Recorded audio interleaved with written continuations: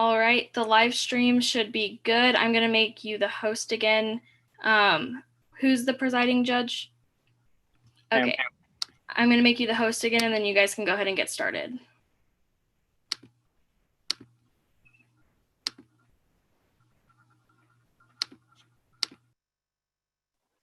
All right, everything good on my end. Mr. Woods, Mr. Brevity, we ready to begin? Yep, good to go here. Yeah, good to go. Perfect. All right, let's get started. Before actually we begin with everything else, plaintiff, will we be seeing a negligence per se case or a battery case today? This is a battery case today, Your Honor. All right, thank you. So with that, then we will hear the case of the estate of Genesis Petrillo v. Harper Martini. So with that, before we begin, counsel, do we have any pretrial matters to attend to? Yes, we do, Your Honor. Okay. May we make introductions before the court? Please. Good evening, Your Honor. My name is Angie Morales, and alongside my co-counsel, Tyner Orndorff. Good morning, Your Honor, or good evening. Good evening. And Good evening, Your Honor. Good evening. We represent the plaintiff, the estate of Genesis Petrillo in today's case. Okay. Now, Your Honor, at this time, the plaintiff has some documents that we would like to tender to the bench. Okay. These include the Midlands Rules of Evidence, the answer, the stipulations of the case, the complaint, and the September 29th pretrial order granting defendant motion for summary judgment of the first cause of action and denying the defendant's motion for a summary judgment on the second. Okay, so with me, I have, I think, all the things you just stated, as well as I have a copy of the Midlands Rule of Evidence and the exhibits, the relevant exhibits for today's case. If there's anything additional that I will be needing, please just draw my attention to there and give me a second to get there. There's nothing further, Your Honor. Okay. Defense, any pretrial matters? Yes, Your Honor. Good evening, Your Honor. May the defense make appearances? Please. My name is Dima Balut, and I, along with my co-counsel, Nicholas Teachner. Good evening, Your Honor. Good evening. And Tori Amen. Good evening, Your Honor. Good evening. Represent the defense in today's case. Your Honor, we have no other pretrial matters to address. Okay. I do want to address one thing before we begin with opening statements.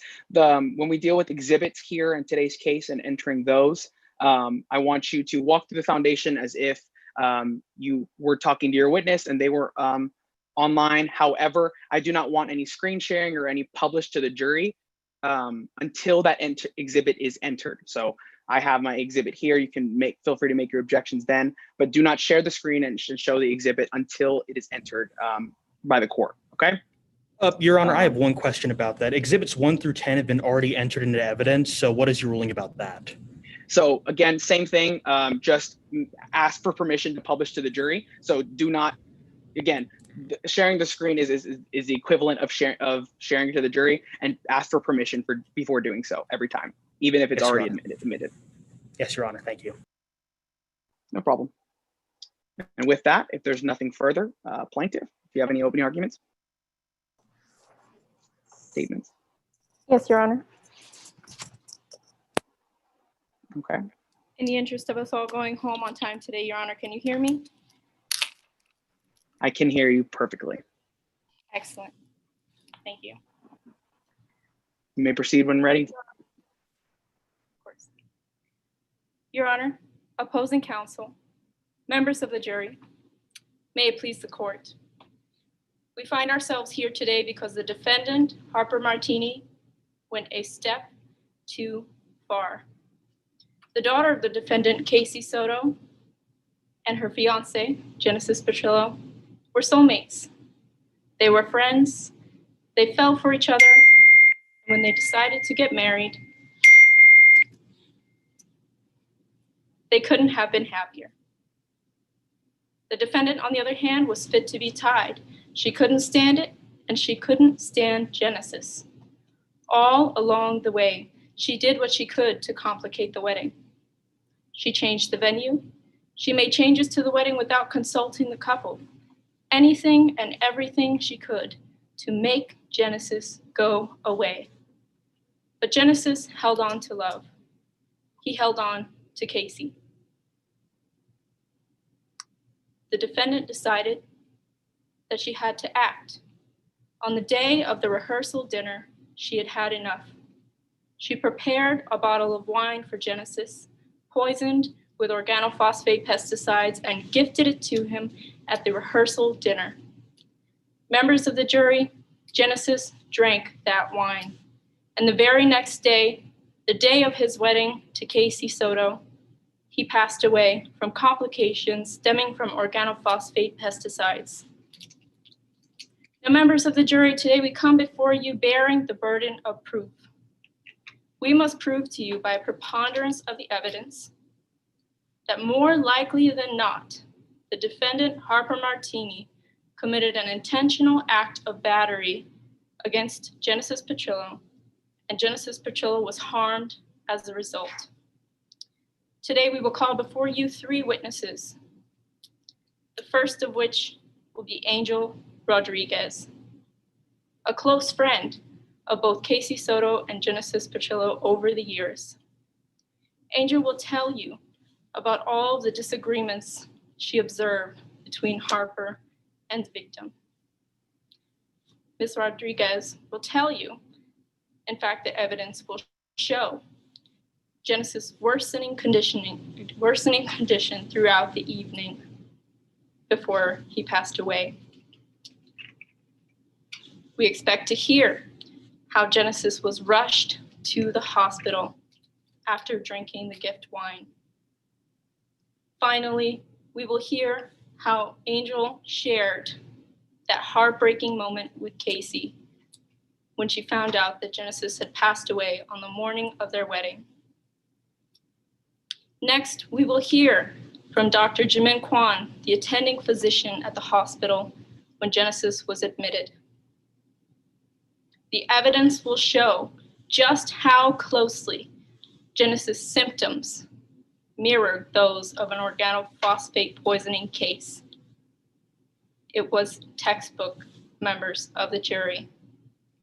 His nervous system was pushed a step too far. Third, we will hear from Sam Arnold, the caterer for the wedding. We will hear about all of the complications in the wedding planning process. Members of the jury, Sam will be able to tell us about her seeing the can of pesticides in the kitchen the very same day that Genesis drank the Cara wine. And the wine was there too, members of the jury. Further, the evidence will show that the defendant intended for Genesis to drink that wine. Members of the jury, later in this trial, my co-counsel Tyler Orndorff will come before you and ask you to make a verdict. The defendant went a step too far. He will ask you, just as I will now, to find the defendant Harper Martini liable for intentional battery against Genesis Petrillo. Thank you. Thank you. Defense, opening statement. Yes, Your Honor. May I proceed? You may. May it please the court. We know when, we know where, but we don't know the how. Good evening, Your Honor and members of the jury. My name is Tori Amon, and today, alongside my co-counsel, we represent the defendant, Harper Martini. Now, the plaintiff has just attempted to tell you that they know everything about what happened in today's case. However, as we proceed with trial today, I urge you to ask yourself, do we really have all the information? We know that a tragedy occurred. We know that Genesis Petrillo passed away on the morning of June 8th, his wedding day, at a local hospital in Midlands. But what caused his death? Members of the jury, you'll soon see by the end of this case that we just don't know. Today, the plaintiff brings one charge of civil battery. With this, they carry what is called the burden of proof.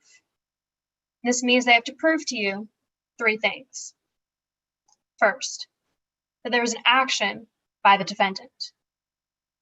Second, that through this action, the defendant intended to cause harmful or offensive contact. And third, that there was in fact harmful and offensive contact to the plaintiff. And they must prove all three of these elements to you by preponderance of evidence. Think of it as a scale. The plaintiff must prove that all three of these elements tip the scale in their favor, that it's more likely than not that their theory is true. It's important to remember that the defense does not share this burden. We don't have to prove anything to you today. If at the end of trial, you're not quite sure where the scale tips, if you don't believe that the plaintiff has proven each element as more likely than not, if you really just don't know how Petrillo died, then the plaintiff has failed. Now, members of the jury, the main question you'll be faced with today is, how did the plaintiff die? You'll hear from Dr. Cannon, who will tell you that pesticide poisoning is not the only way that the plaintiff could have died.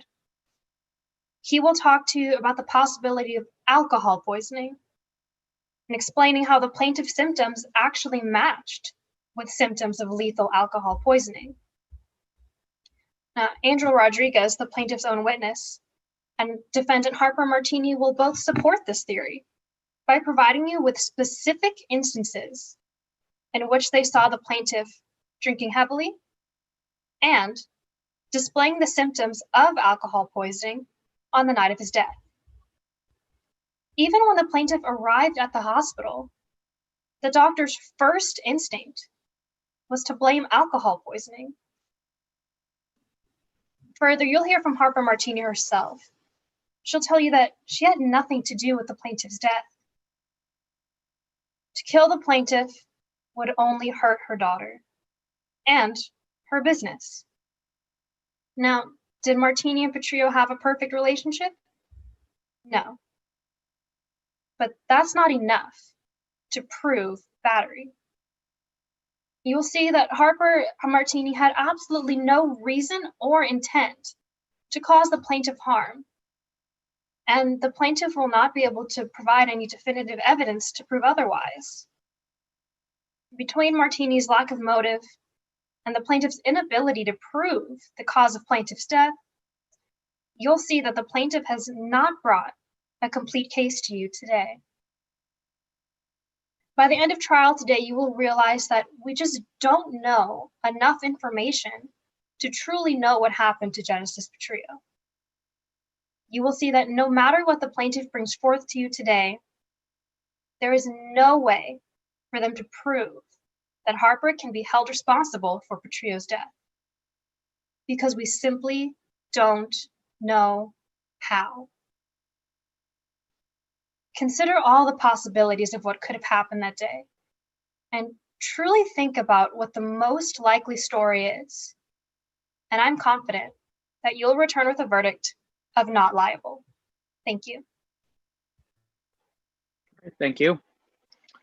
Now, before we begin with plaintiff's case in chief, Mr. Woods, Mr. Previty, just let me know when you're good for scoring, and we can proceed whenever ready. Good to go. You can go. I'm good. Okay, perfect. All right, plaintiff, have any witnesses you call? Yes, Your Honor. The first witness we'd like to call in today's case is Angel Rodriguez. All right. 1 second, switch my screens, view. Okay, and then could the crossing attorney also turn their screen on as well? Okay, perfect. Just to make things easier for objections. Ms. Rodriguez, reminder that you have been previously sworn at this time. And with that, you may proceed. Okay. Can you please introduce yourself to the jury? Yes, my name is Angel Rodriguez, and I am a kindergarten teacher at Midlands Rapid River Valley Elementary School, and I am Genesis Petrio's best friend. Miss Martini, or, excuse me, Miss Rodriguez, why are you here today? I'm here to testify about what happened leading up to the wedding and about what happened before Genesis passed. So I want to start from the beginning, Miss Rodriguez. How did you know Genesis Petrillo? It's actually kind of a cute story. Genesis and I met at a trivia night hosted by Chuggy's Sports Bar, and Genesis and I were on the same trivia team. We made it to the finals. Genesis fumbled on the last question about 18th century cutlery. So we became pretty fast friends after that nonetheless, but Genesis and I not allowed on the same trivia team anymore. And did you know Genesis' fiance, Casey Soto? Yes, we also met at trivia night. Casey actually is the reason why we got 2 finals. Casey knows a surprising amount about things like what makes sticky notes sticky. All right. And do you know the defendant in today's case, Harper Martini? Somewhat, not as well as others, but I know that Harper Martini is Casey Soto's mom and that Harper owns the winery that the wedding was at, or was supposed to be at anyways. Well, let's talk about the wedding a bit. Were you a part of the planning for the wedding? Oh, absolutely not. I stayed as far away from that as I possibly could. Why did you stay as far away as good as possible? I'm a kindergarten teacher. I deal with squabbling children all day long, and Genesis and Harper were even too much for me. What did they squabble about? Anything and everything. It was like watching a schoolyard bully. Harper would pick on Genesis left and right, and Genesis would try to stand up for himself, and it would just make things worse. All right. Well, did Genesis ever try to get away from the squabbling and the fighting? Genesis did the best that he could. It was kind of hard considering that Genesis was, one half of Mr. and Mrs. Petrio. But mostly Genesis tried to plan night outs where the whole wedding party could get away from everything. And the last time we did that was May 11th, 2019, when we all went to the Black Bear Casino. All right. Now, Miss Martini, there was a voicemail, Miss Rodriguez, there was a voicemail sent to Harper Martini by Genesis Petrillo that night. Do you know about that voicemail? I do, but only because Casey showed it to me after Genesis passed. Would you recognize a copy of this voicemail if I showed it to you today? Yes, I would. All right. Your Honor, at this time, permission to share my screen to show Exhibit 8, which has already been entered into evidence and published to the jury. Any objections from opposing counsel? No objections, Your Honor. This exhibit has been stipulated as evidence. All right. Well, with that, you can feel free to publish. Yes, Your Honor. Let me open it up.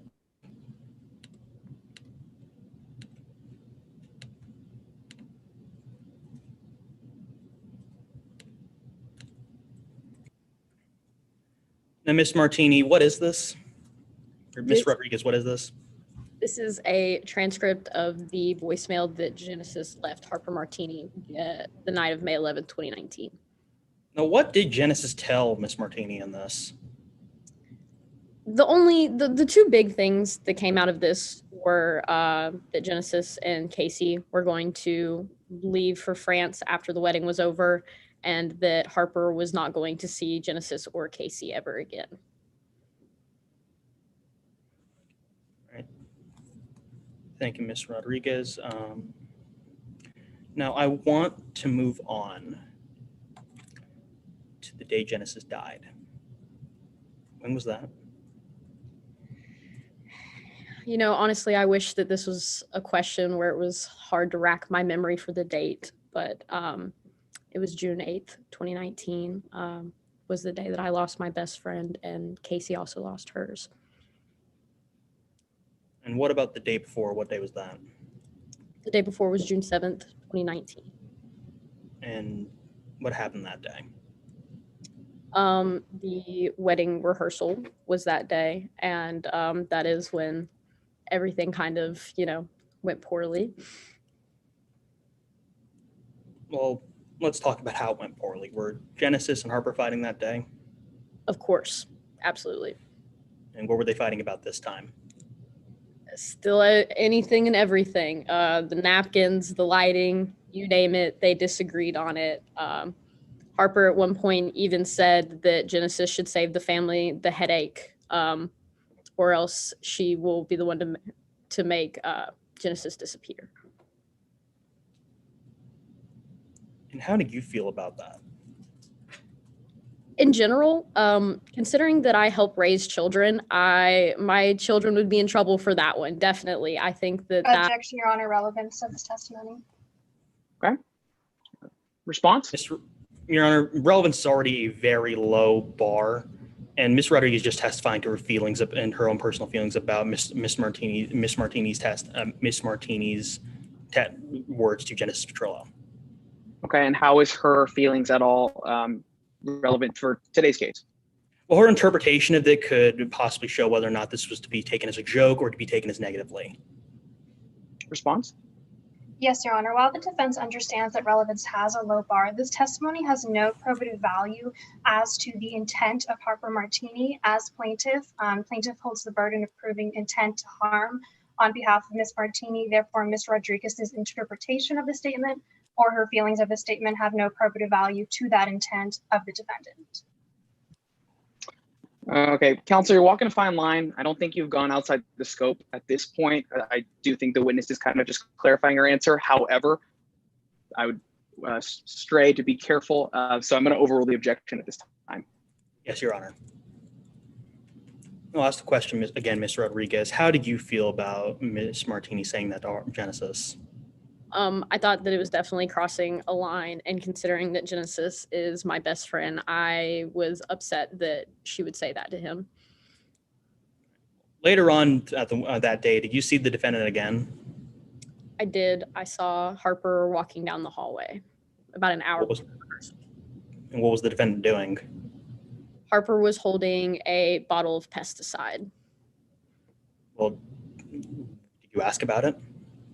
I did. And Harper said that it was for Genesis because she was a pest, but just kidding, I guess.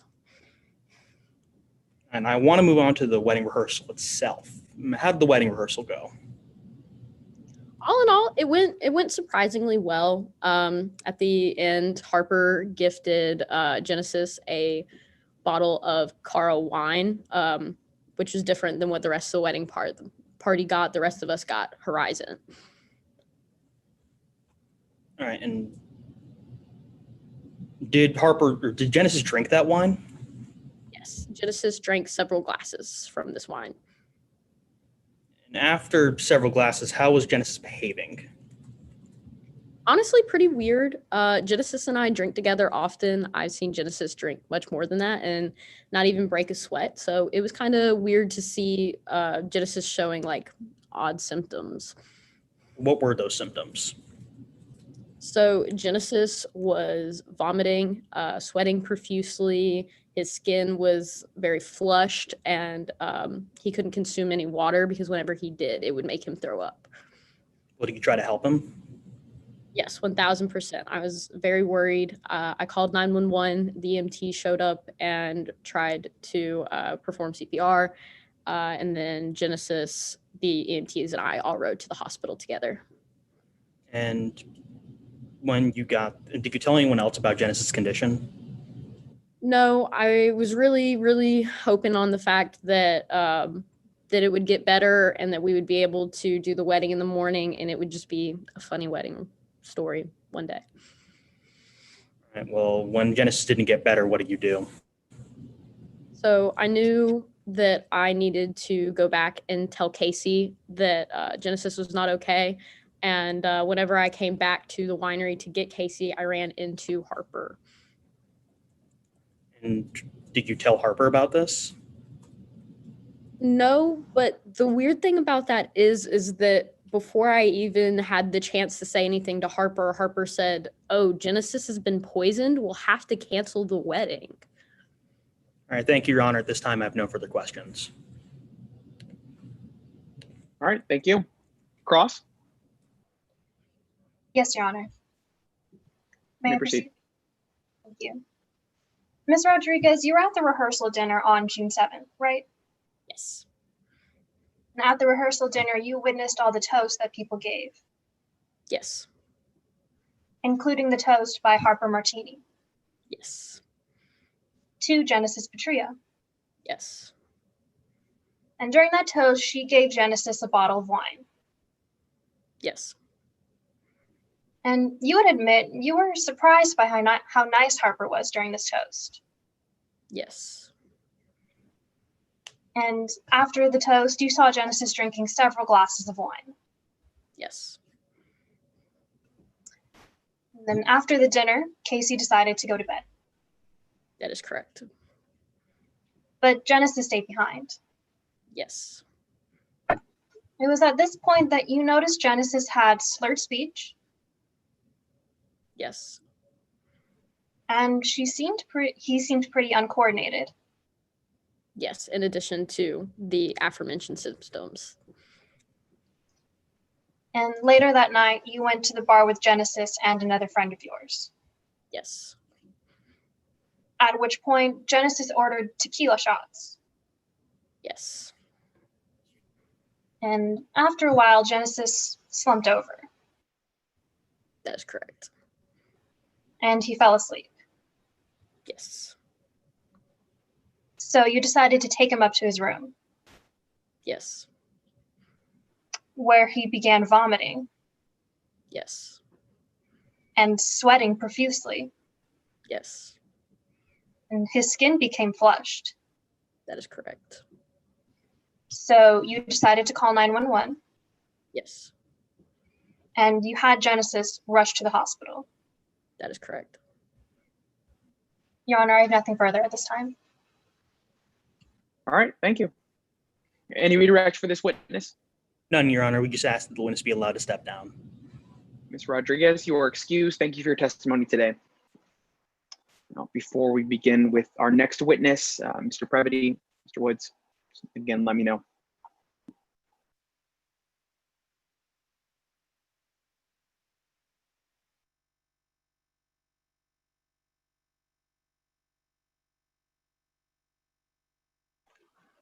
Good.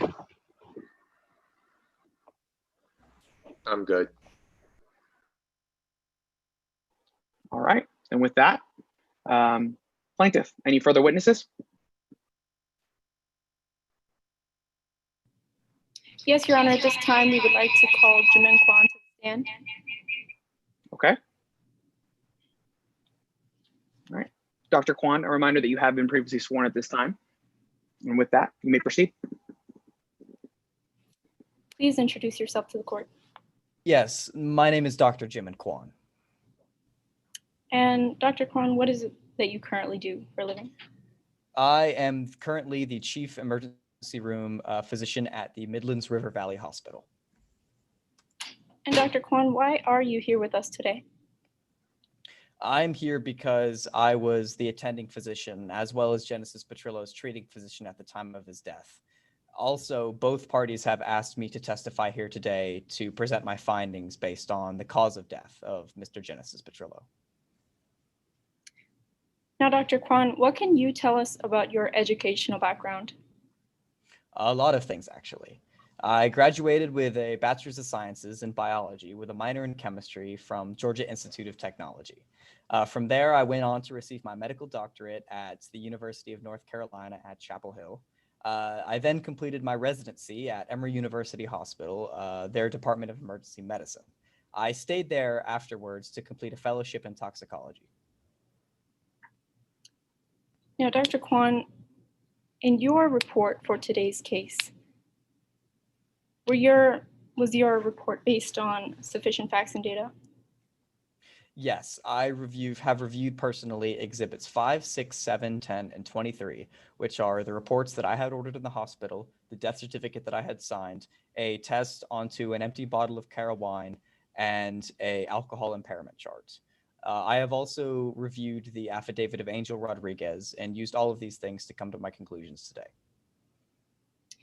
Now, Dr. Kwan, did you base your report on any principles and methods? And if so, what? Yes. Specifically, the principles and methods that I have used and learned about analyzing, diagnosing, and treating in my fellowship in toxicology, my residency at Emory, in completing my medical degree, and a lot of methods and principles that I use in the hospital every day. All right, Dr. Kwan, well, moving on, what can you tell us about when you first encountered Genesis Petrillo? When I first encountered Mr. Petrillo, they were brought into the ER by EMTs. Their friend, Angel Rodriguez, was accompanying him. And they told me that that Mr. Genesis Petrillo had been vomiting. There was also notes of stomach cramps and slurred speech and the inability to walk on their own. I had Genesis Petrillo admitted under alcohol poisoning. Now, Dr. Kwan, what can you tell us about your initial examination of Mr. Petrillo? I took vitals and did a full systems check on Mr. Petrillo, and it was there that there were a few symptoms, specifically muscle twitching, incontinence, constricted pupils, difficulty breathing, and tearing eyes, like very excessive tearing, that led me to believe that there was actually something toxic in Mr. Petrillo's system. Now, Dr. Kwan, what was this toxin that you suspected? Based on methods of diagnosing that I have learned in the hospital and in my fellowship in toxicology, I believe that there was an organophosphate-based pesticide in Mr. Petrillo's system. And what can you tell us about organophosphate poisoning, Dr. Kwan? There's actually a few things. Organophosphates, especially the type, moves very quickly throughout the human body. Depending on how it is intake, it originally causes a lot of indigestion, what it seems to be, lots of stomach cramps and vomiting, but it very quickly moves into the nervous system, causing the muscle twitching and incontinence that I saw in Mr. Petrillo. Another thing to note is that you cannot test for organophosphates right off the bat. They hydrolyze in the liver way too quickly. They break down fast, and you have to test for an enzyme called acetylcholinesterase. The levels of this enzyme are so closely tied with the presence of organophosphate that this is used as a medically certain test all across the board. Now, how was it that Mr. Petrillo could have become poisoned?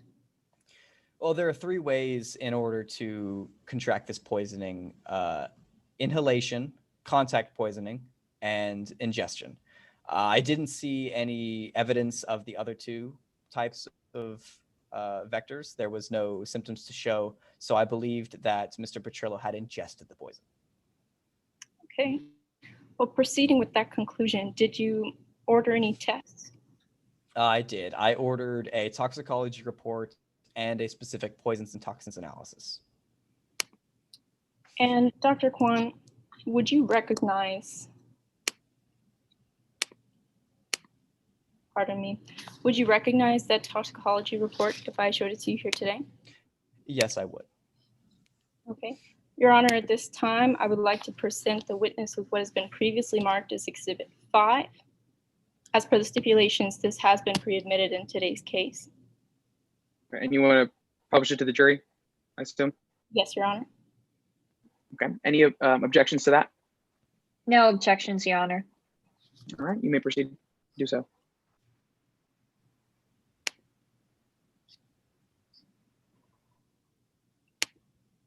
Sorry about that.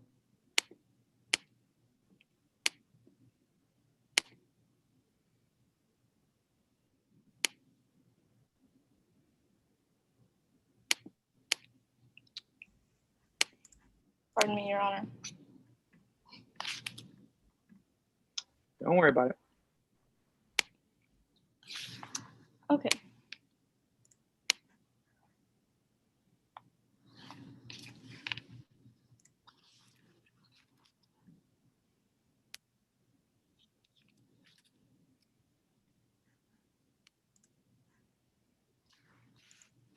Okay.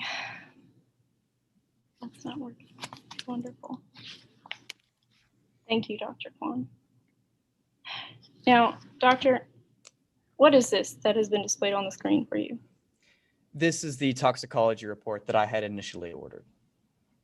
And what can you tell us about this test, Dr. Kwan? Well, as you can see, the enzyme acetylcholinesterase, its specific levels are very low. As I said before, low levels of this enzyme are a textbook sign that shows that there is presence of organophosphates in Mr. Petrillo's system. Now, Dr. Kwan, you mentioned that you did another test in today's case. Yes, I did. And would you recognize that test if I showed it to you here today? I would.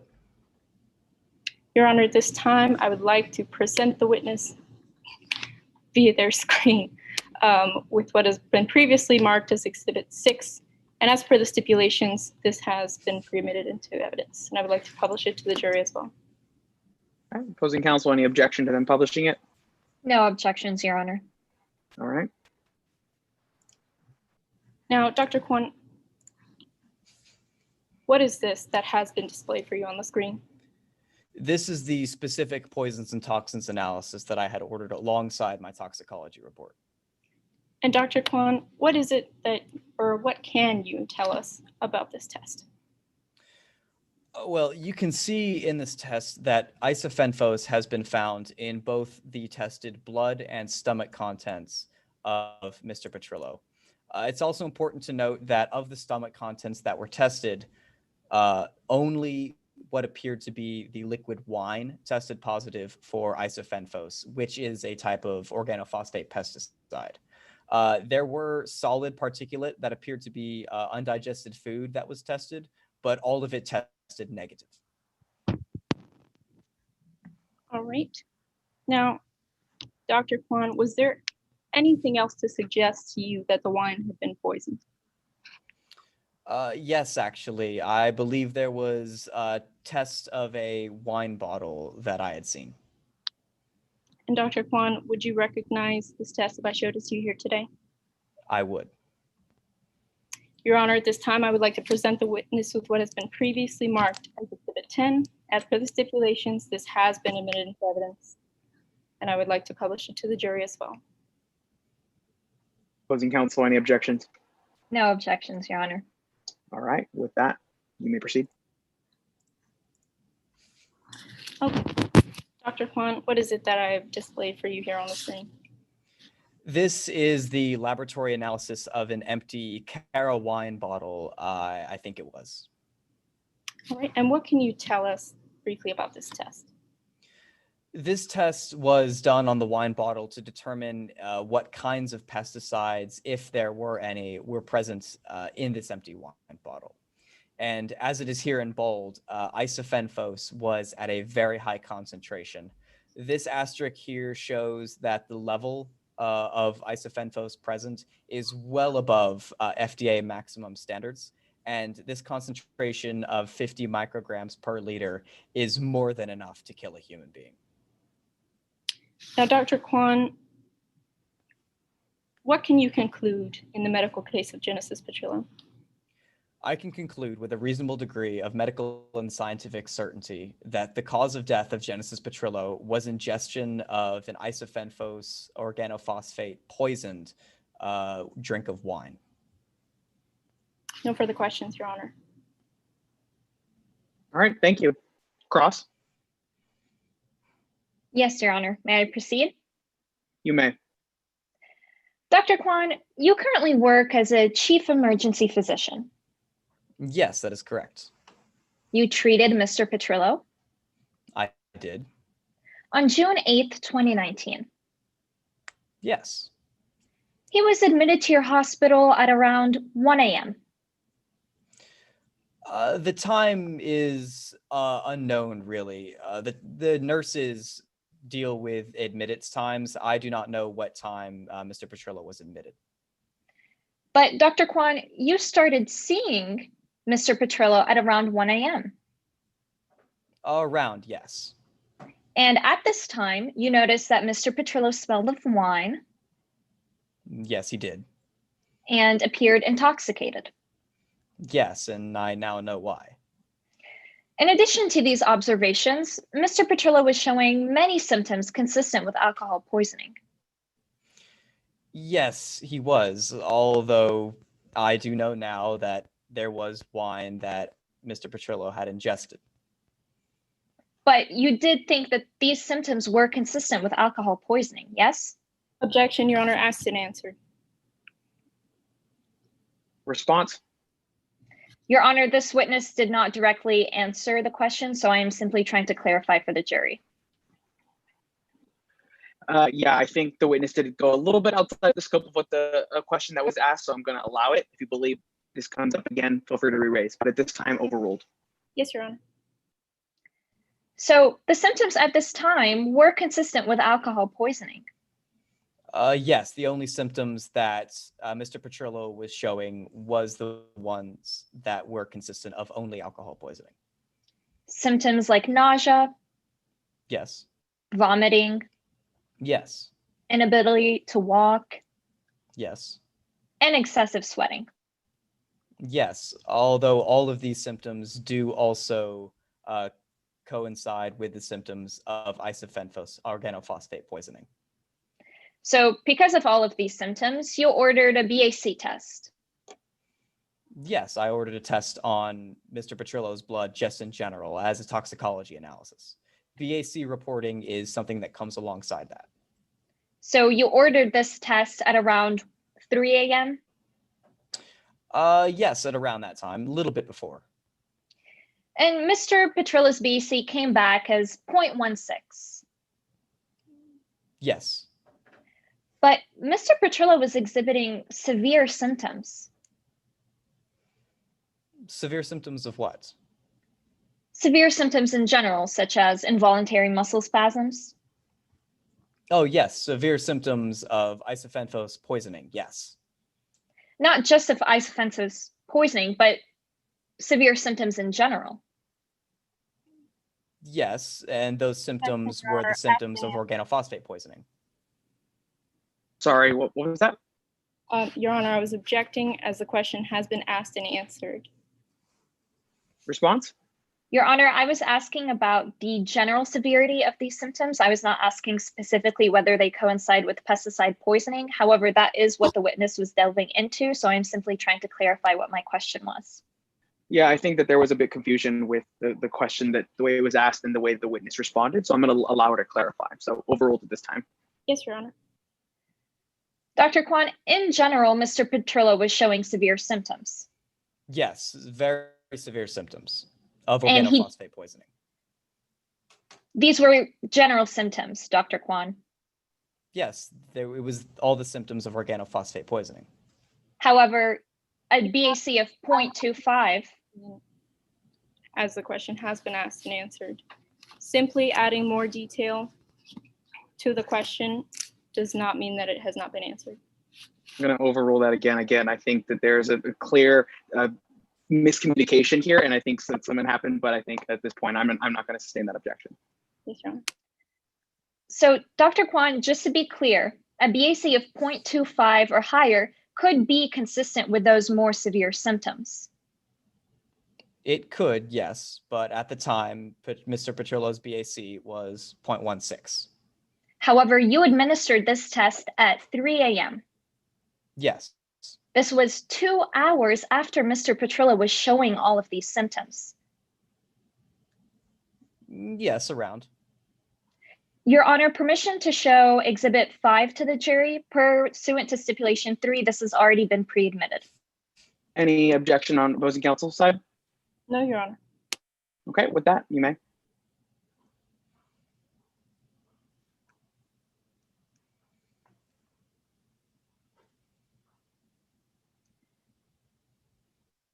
Dr. Kwan, this is a blood test you ordered. Yes, this is the blood test I did order. The time of this blood test says that the blood was drawn at 2:58 a.m. That is correct. And just to be clear, Mr. Petrillo was admitted into your hospital at around 1 a.m. At around that time, yes. So this lab report was done nearly 2 hours after Mr. Petrillo was admitted. Yes. And as a medical expert, you know that BAC goes down with time. Yes, I do. So because of these timing issues, we don't know what Mr. Petrillo's peak BAC was that night. That is true, but the symptoms of the BAC chart do disappear as it drops. It's with the way the body deals with alcohol. However, it is possible that this BAC was above 0.16. It could have been higher, yes. And it is possible that a higher BAC could lead to severe symptoms. Yes, a higher BAC could lead to some symptoms, but as the body breaks down alcohol, those symptoms would wean away. And Mr. Petrillo was showing many of these severe symptoms. Yes. We also don't know how much pesticide was present in Mr. Petrillo's stomach contents. Oh, no, we don't know the exact concentration, but it does only take a small amount in order to kill someone. However, not any amount of pesticide will lead to death. Yes, it's very small though. And Dr. Kwan, you thought that this was pesticide poisoning. Yes, I did. So you administered the antidote for pesticide poisoning. Yes, I began treatment. But after this treatment, Mr. Petrillo's symptoms got worse. Yes, unfortunately, it's the way that organophosphate poisoning affects the body. It's very fast. He had a coughing fit, Yes, a seizure, yes, and fell into a coma. yes. Despite all of this, you ruled this death to be pesticide poisoning. Yes, I had to call the death myself. No further questions at this time, Your Honor. All right, thank you. Any redirect? No, Your Honor. Okay. With that, then, Dr. Kwan, you are excused. Thank you for your testimony today. And then before we begin with the next witness, again, Mr. Brevity, Mr. Woods, let me know when you're ready. I'm good.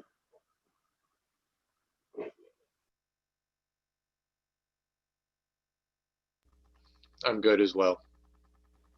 Perfect. And with that, plaintiff, do you have any more witnesses to call? Yes, Your Honor, we would like to call Sam Arnold to the stand. Ms. Arnold, reminder that you have been previously sworn at this time. And with that, you may proceed. Could you please introduce yourself to the court? Hi, my name is Sam Arnold. I am the caterer hired for the wedding and also a business friend of Harper. Ms. Arnold, what do you do for a living? Like I said, I am a caterer. I started doing my catering business after trying to start a restaurant that lasted only 6 months. And I've been doing catering ever since. Are you familiar with the defendant, Harper Martini? Why, yes, she was actually one of my first clients. We actually share the same first-year anniversary. And since then, we've been pretty consistent business partners. I would even call us almost friends.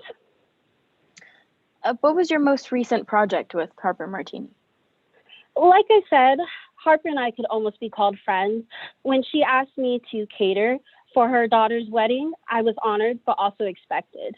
So I was asked to cater for the dinner rehearsal and for the reception itself. Now, talking about the wedding rehearsal, what can you tell us about that day? Well, I came at 11 a.m. sharp, and interestingly enough, I walked in and saw Harper preparing many wine bottles, What was even odder than that was I actually saw a pesticide right next to Harper as she was preparing those wine bottles. And did you do anything about this container of pesticide? Of course, I called her out on it. I asked her why were they there, and she said to kill pests like Harper Martini. She did say she was joking though. And Miss Arnold, how did this comment make you feel? Well, I know that there's a lot of tension between Harper and Genesis, but I felt like this statement was just a step too far. Objection, Your Honor, as to relevance may be heard. Sorry, you may. I fail to see why the witness's feelings about what exactly is going on in the situation have any relevance to the facts inside today's case. Response? Your Honor, this is highly relevant to today's case because it is going to the experience of Sam Arnold as the caterer for the wedding rehearsal. Response, Your Honor. You may.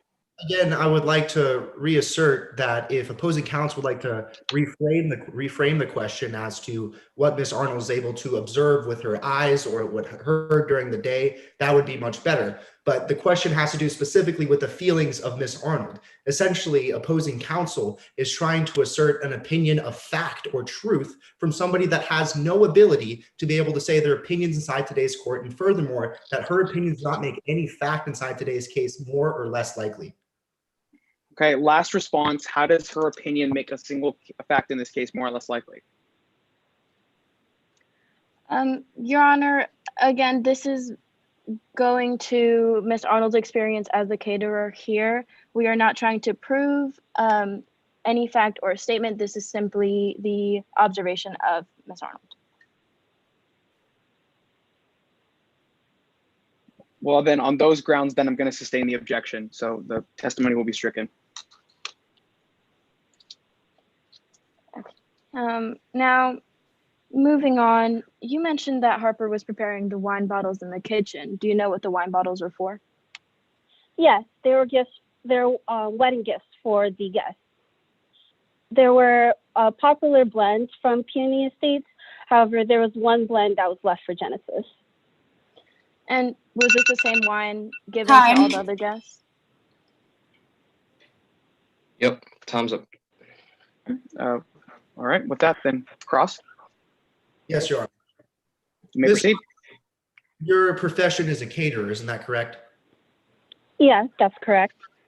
And as a caterer, you prepare the food for weddings, parties, and any other type of events? Yes, So you cook the meals, yes, I do cook the meals. in charge of helping those that employ you on deciding which meals to have at their weddings or at other events. That's correct. And specifically for the rehearsal in question today, you prepared the meal for Genesis Petrillo and her wedding party, isn't that right? That is correct. Specifically, you prepared a leek and pea soup. Yes, however, it was a bit unseasoned. You also prepared the salad bar. Yes, And then you also cooked and prepared the main course. yes, that's correct. And it was also your job at this wedding to determine the wine pairings for all the different food being served at the wedding. Yes, Now, Mrs. Arnold, would you agree with me that as a caterer and as a chef, you have to make sure that your food doesn't cause for ailment on your employed? yes, You would agree with me that as a good businesswoman, you would want to make sure that all of your clients never have any sort of ill or food poisoning come to them. yes. I made sure to contact Harper about any food allergies prior to preparing my meals. And you would also agree with me that, let's say you created a food or a steak that was much too raw and somebody was to get salmonella or something else like that, that would also be very non-beneficial for your business. Isn't that right, Ms. Arnold? Yes, but I make sure through all my practices that I follow all the safety procedures to make sure that my food is prepared well. Yes, Ms. Arnold, I know that you believe that you do all the proper safety practices, but I'm asking you yes or no questions here. Again, Ms. Arnold, you believe that after you prepared the food for this rehearsal, that it could have possibly been the food that you gave to Genesis Petrillo that caused for her death. I do not believe that. Objection, Your Honor. Response? Improper expert Sorry, opinion. what grounds? Improper Yeah, expert opinion, Your Honor. Okay, can you elaborate a little bit more? I'm sorry? Yes. Sorry, Miss Morales, could you, sorry, yeah. Ms. Morales, can you elaborate a little bit more on that objection? Yes, Your Honor. I believe what opposing counsel is trying to do is ask the witness for testimony, which involves some kind of expertise, which Ms. Arnold is simply not an expert in. May I respond, Your Honor? Respond. I You may. would, first off, if I may proffer a little bit, this testimony is being used towards the credibility of this witness. If I'm allowed to proffer, Your Honor. Please. In my next proceeding questions, I'm going to assert that Ms. Arnold is testifying today voluntarily for the plaintiff in an attempt to make sure that her business dealings are not harmed into the future or any question of whether or not her food caused for the poisoning that day. I am not asking Ms. Arnold a statement of truth about whether a food did cause for any sort of food poisoning. And I would even ask Your Honor to create a limiting instruction to the jury to not take any of these statements as truth that Ms. Arnold did in fact poison Mrs. Petrillo. Okay, Ms. Morales, does that suffice for you, that limiting instruction? Yes, Your Honor. Okay, well, with that, I will instruct the jury and you may proceed. Now, this objection is overruled. Clarification. Ms. Arnold, you believed it to be a possibility that the food you served that day could have poisoned Genesis Petrillo. I don't believe that. Ms. Arnold, you believe that it was a possibility that the food that you served that day at the rehearsal could have possibly poisoned Genesis. Yes. That's a yes to my question, Ms. Arnold. Yes.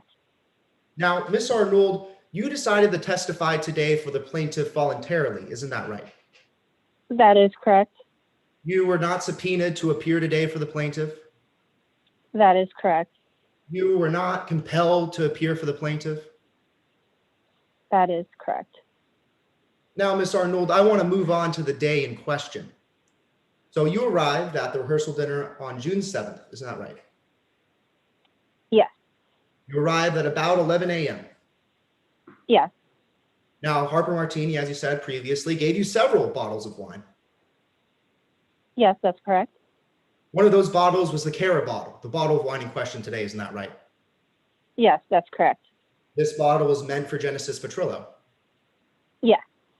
Now, when you got that bottle, it wasn't tampered with. No. The cork wasn't popped off. No. There wasn't pesticide running down the side of the bottle. No. Your hands didn't get sticky from touching the pesticide on the bottle. No. You never saw Harper putting any pesticides inside that bottle. No. You never had Harper ask you to put pesticides inside that bottle. No. So you held on to that wine bottle that Harper gave you for a few hours, isn't that right? Yeah. And you presented that bottle to the guests and several other bottles later that night, That's correct. including Genesis's bottle. That is correct. And after 11 a.m. that day, you had that bottle of Cara wine the whole day until you presented it to Genesis Petrillo. Correct. Now, there was also glasses of champagne at the rehearsal. Yes. And you saw that everybody at the dinner table had a glass of champagne, Yes, that's correct. including Genesis Petrillo. Yes, that's correct. They drank the champagne while you were presenting the gift bottles to every single one of the wedding party. Correct. And after that, you left. Correct. You packed up at 10:15 and you didn't see a single other thing happen after that. That's correct. And now, Miss Arnold, just to clarify to the jury, in the entire time that you were at this wedding rehearsal, you never saw Genesis Petrillo drink from that bottle of Cara wine, did you? That is correct. No more questions at this time, Your Honor. All right. Well, I assume I know the answer to this, but any redirect? No, Your Honor. All right. And with that, Ms. Arnold, thank you for your testimony. You are excused. Anything further from the plaintiff?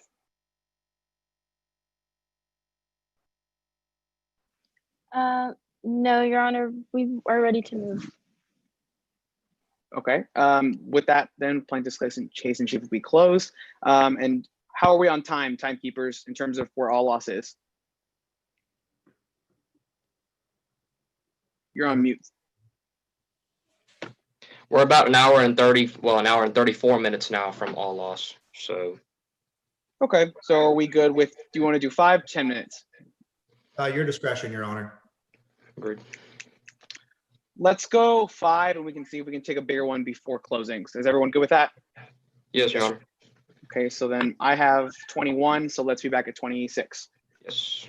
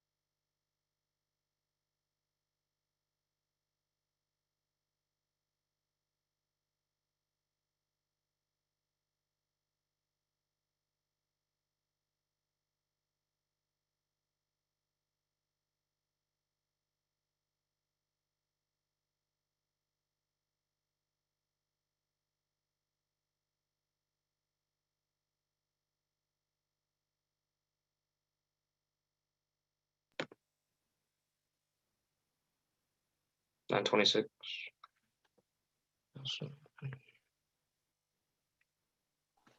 Yes. So before we begin, Mr. Previty and Mr. Oh, I'm so sorry, Woods. Are we all good? Ready to begin? Go. Yep, all good here. Perfect. All right. Defense, ready to proceed? Yes, Your Honor. The defense calls Blair Osborne as the first witness. All right.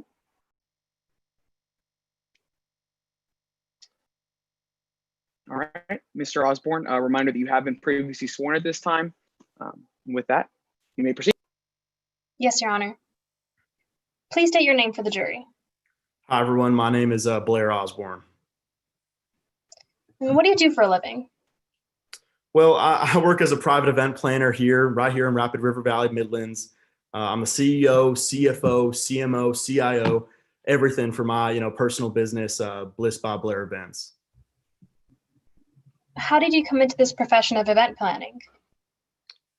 Well, I'll be honest. I kind of grew up in a traditional household. My daddy kind of valued working with your hands and would judge a man's character by how much sweat he left on the field every day. So when I wasn't in school, he had me out there working on the wheat fields every single day, and I hated it. I hated doing that, and really the only good day of the year was when I was allowed to go inside and plan my birthday party, where I got to invite all my friends, and that was really the best day of the year, and that kind of inspired my business, right now. Now, Mr. Osborne, how are you involved in today's case?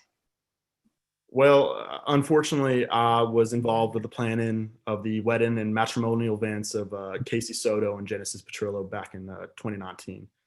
I was also there at Penny Estates the day that Genesis unfortunately became ill and passed away. Was this wedding your first time working with Peony Estates? No, ma'am, certainly not. I've been working with Peony Estates for quite a long time at this point. Rapid River Valley really isn't, a big old town. So being in my line of work, you kind of need to know all the hotel owners, all, the winery owners. So I've known Harper Martini for quite a bit, and I had a good working relationship with her at that point. How long had you been working with Peony Estates at this point? Well, it's, I got to say, probably at that point, 4 years or so. Harper really swung in and saved me, 4 years ago when I first started my business, and I had a chance to work with her starting from then. And why have you continued working with Peony Estates all this time? Well, I mean, Harper Martini and, the rest of the staff at Peony Estates have always been incredibly, incredibly helpful for me. They've always done exactly what I asked for them to do, and it's always worked out, perfectly. In your events, how closely do you work with Harper specifically? I mean, Harper is my first point of contact every single time. She's the owner of Peony Estates, so anytime we have an event, I got to go through her. Plan the wedding, plan the everything about the event. So I work very closely with her. Now, I'd like to direct your attention to the wedding of Casey Soto and Genesis Petrillo. What was your experience like working on this wedding?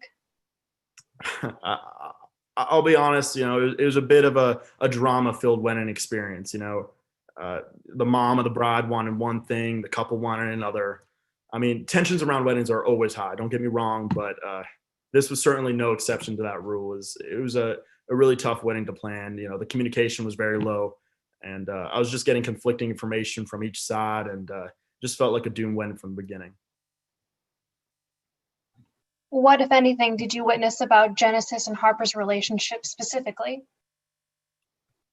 Well, at that point, I honestly don't think it was any secret that Genesis and Harper weren't exactly the best of friends, But in my experience as a wedding planner, that's not exactly rare for, a mother and a son-in-law to be the best of friends, It was kind of normal at that point to see, them butting heads a bit. How did you observe Genesis and Harper interacting during the wedding? Well, I mean, the night of the rehearsal on June 7th, Harper, seemed really eager to smooth things over with Genesis. It seemed like it was a, new page in the relationship. During dessert, Harper came over with this just beautiful bottle of wine and gave it over to Genesis and said, really amazing speech. And I'll admit it kind of brought a tear to my eye. It was really nice seeing that, and really nice seeing how much Harper, really cared about Casey's, future husband. Objection, Your Honor. Speculation. Hello, Crown. Okay, you may be heard. Your Honor, Miss Osborne doesn't have a first-hand account of the facts that he is attesting to. Okay, a response? Yes, Your Honor. Mr. Osborne has previously testified that he was present at the event on June 7th of the rehearsal dinner. Therefore, he would have firsthand knowledge of the toast that Harper Martini gave to Genesis Petrillo, and at this point, he is simply testifying to his observations of the toast. Yeah, opposing counsel, what specific part of when he was talking about the toast are you objecting to being speculation? I'm a bit confused. Your Honor, I believe that he's attesting to the mindset of Harper Martini. How? What did he say? That's when he stated that he was eager. She was eager, sorry. okay. Response on those grounds, final word. Yes, Your Honor. Mr. Osborne testified that it seemed that Harper Martini was eager based on the way that she was giving the toast and based on the way that she acted during the toast. Therefore, this testimony would be rationally based on the witness's perception, as he's only testifying to his observations and what he interpreted based on those observations. Yeah, I think I'm going to agree with counsel on that one. I don't think he's gone outside the scope. If you think that's something that needs to be brought up, feel free to re-raise that on cross. But at this point, I'm going to let the testimony in. So overruled. Now, Mr. Osborne, as the wedding planner, were you aware that Harper was going to give a bottle of wine to Genesis? Yes, ma'am. I was very much aware. It was right there in the itinerary. I knew Harper was, planning on giving each member of the wedding party, a little gift of wine. I just, really didn't expect it to be so, genuine and lovely when it came to Genesis. It really, felt like a really nice gesture. Had you seen that bottle of wine prior to the night of the rehearsal dinner? No, I actually didn't. I was, just kind of busy preparing for the wedding all night, and I just saw that bottle of wine when it was brought out by, Miss Harper Martini. And on the night in question, were you able to see who drank that specific bottle of wine? Not exactly. I think I did see Genesis open the bottle of wine and drink from the wine, but I then saw him, pour some more wine. But I don't know if that was for himself or from someone else from, his big table over there. After the toasts, how did Genesis act the rest of the night? I mean, he seemed pretty normal. He was drinking with Angel at the cocktail station when I was getting ready to leave. Honestly, didn't see how much he drank or how he was acting after he drank. I just left and said goodbye to them. Now, Mr. Osborne, just to be clear for the jury, at any point during the wedding planning or the rehearsal dinner, did you ever see Harper put pesticides into any bottles of wine? No, ma'am, absolutely not. Were you ever instructed to put pesticides into the bottle of wine yourself? No, ma'am. Did you ever see anybody contaminate any wine at Peony Estates? I did not, ever. Thank you, Your Honor. Nothing further at this time. All right, thank you. Cross.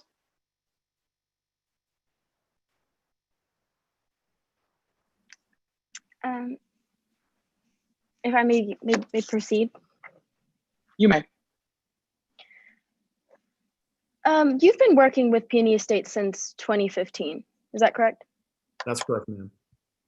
And in 2015, you were a new event planner, you would say. That's true. I just started my business, Bliss by Blair Events, and I was a little inexperienced at that time. Now, because you were a little unexperienced, you messed up and double booked an event. That's correct, man. I'm ashamed to admit it. But Harper came to your rescue. So she saved you, you would say.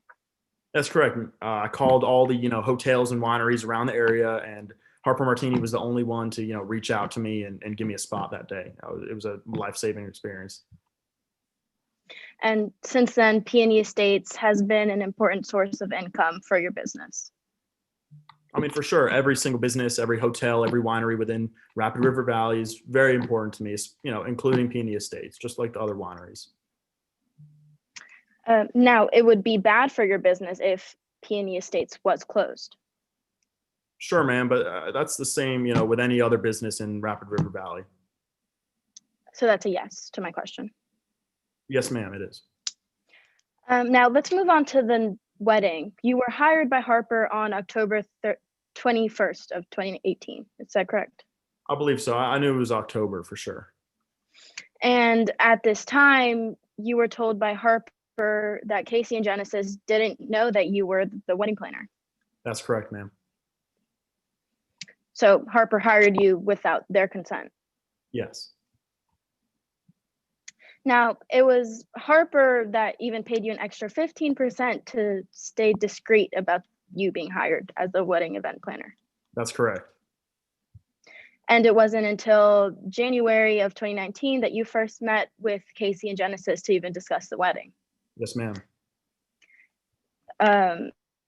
But this was 6 months before the wedding, correct? That's correct, ma'am. And after you finally met with them, it was nothing but constant fighting between Genesis and Harper. Yeah, they really, were at each other's throats, about, planning the wedding, typical squabbles between a mother and, a future son-in-law. What do we want to eat the day of? Do we want pasta or steak? It was, typical stuff that I see a lot of the time. And in this, you couldn't even remember how many issues we could say came up during this planning? I can't remember specifically. Well, these issues included dates that got confused, Yes, ma'am. documents that went missing, That's correct. vendors even got fired and rehired. Yeah, it was really, kind of a mess, honestly. So you would say it was a mess or chaos. That's what I said. Yes, it was a mess. Now, all of this was a result of Genesis and Harper's fighting, you would say. I wouldn't say it was, just a result of that. I mean, it's kind of normal for weddings. This wedding just, mother and daughter or, mother and future son-in-law always are going to argue, and it makes it a little more complicated when that happens.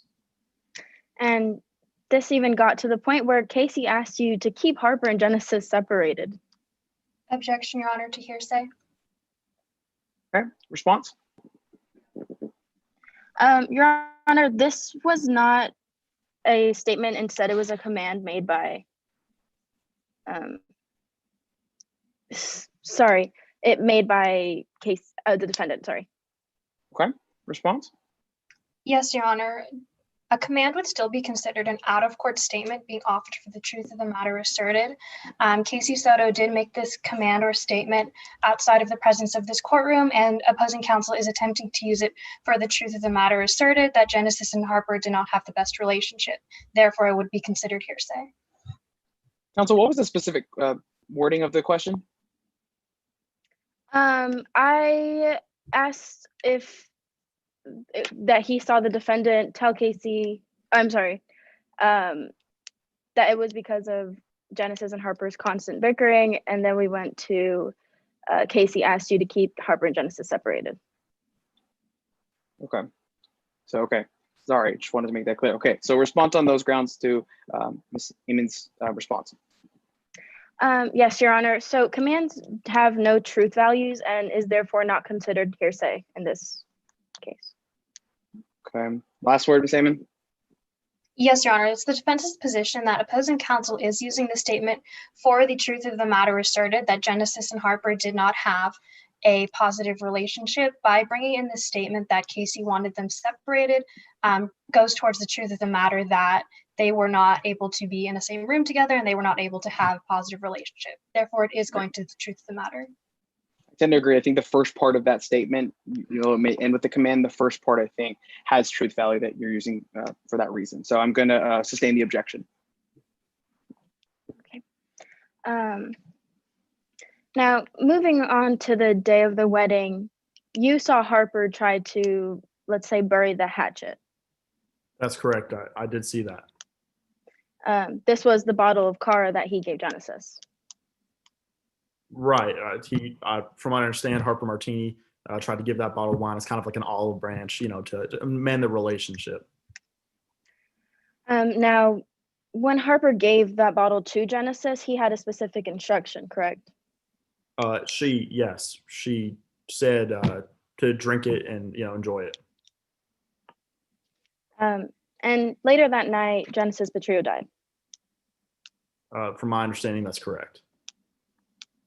And because of that, the wedding was canceled. Yes, the next day we had to cancel the wedding, of course. No further questions, Your Honor. All right, thank you. Any redirect for this witness? No redirect, Your Honor. I just ask that the witness be excused. Mr. Osborne, you are excused. Thank you for your testimony today. Defense, any further witnesses? Oh, I'm sorry. Actually, before we begin, let me check in. Mr. Woods, Mr. Previty, are we all good to go? Yes, good to go. Good to go. Perfect. Sorry. Defense, anything further?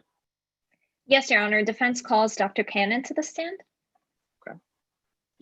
Dr. Cannon, a reminder that you have been previously sworn at this time. Yes, Your Honor. And with that, you may proceed. Please state your name for the court. My name is Riley Cannon. What do you do for a living? I'm a medical doctor. I specialize in both toxicology and pharmacology, as well as being an associate consultant for Gardner Consulting, Inc. Where did you go to school?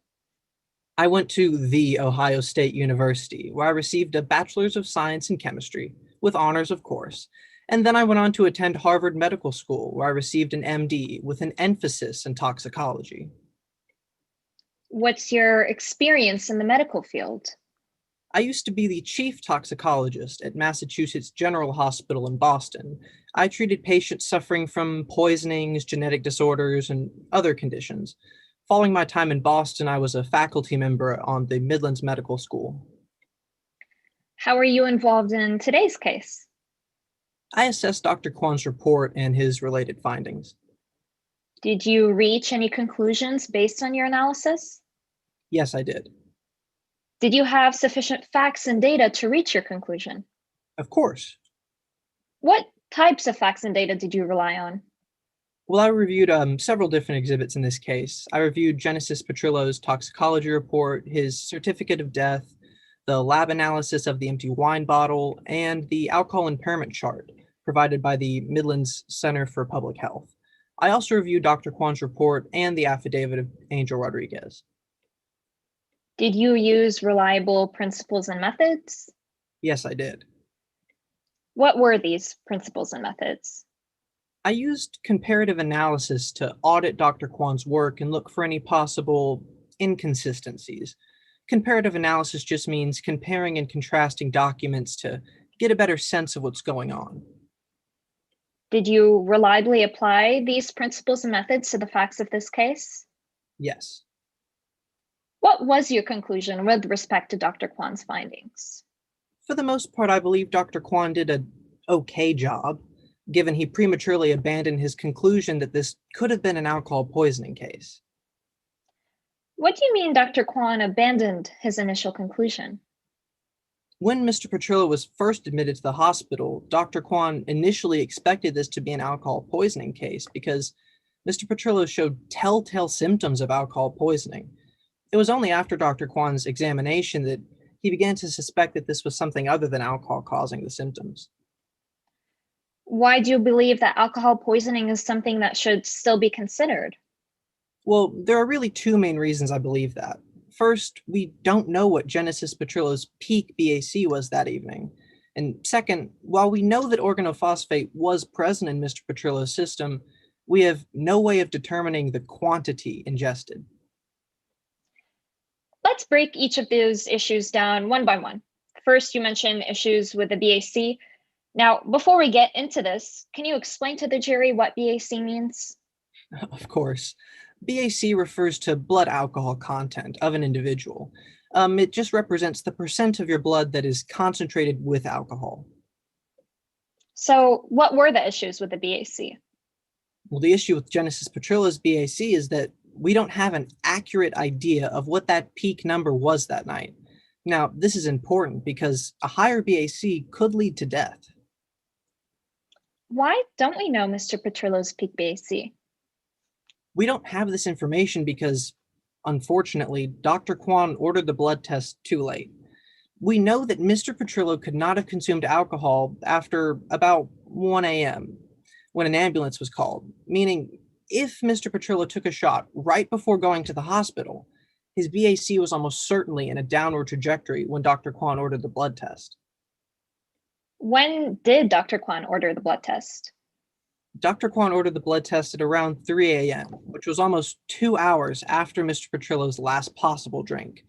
I actually prepared a visual aid to showcase how Mr. Petrillo's BAC might have progressed through the evening. Your Honor, permission to show the demonstrative prepared by Dr. Cannon. Opposing counsel has already seen this demonstrative. Okay, opposing counsel, any objections to this demonstrative aid? No, Your Honor. Okay, you may.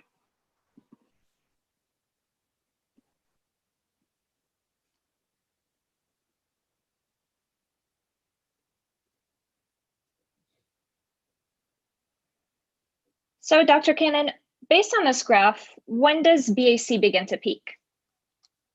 As you can see, it begins to peak about 30 minutes to roughly an hour after the last drink of alcohol.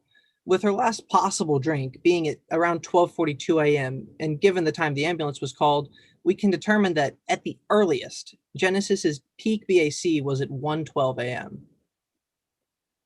And Dr. Cannon, did you review the alcohol impairment chart? Yes, as I mentioned earlier, that was one of the documents I reviewed. Your Honor, permission to share Exhibit 23 so the witness can identify this document?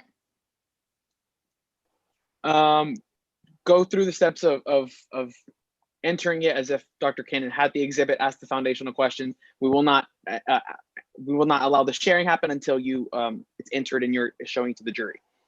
Yes, Your Honor. Okay. Yes, Your Honor. Dr. Cannon, are you familiar with Exhibit 23? I am. Is it a fair and accurate copy? It is. Has it been changed or altered in any way? It has not. Your Honor, permission to enter Exhibit 23 into evidence. Any objections? None at this time, Your Honor. Okay, Exhibit 23 will be entered, Yes, Your Honor. and you may share your screen to publish to the jury. Yes, Your Honor.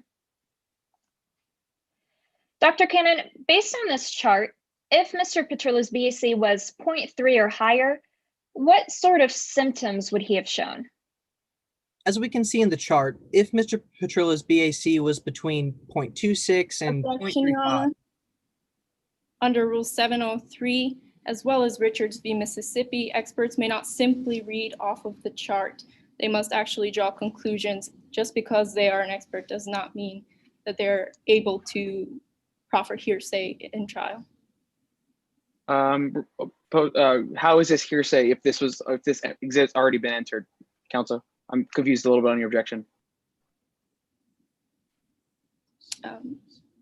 I believe that the chart is still hearsay if you read it straight off as is. Experts have to draw conclusions from these charts under Richards v. Mississippi.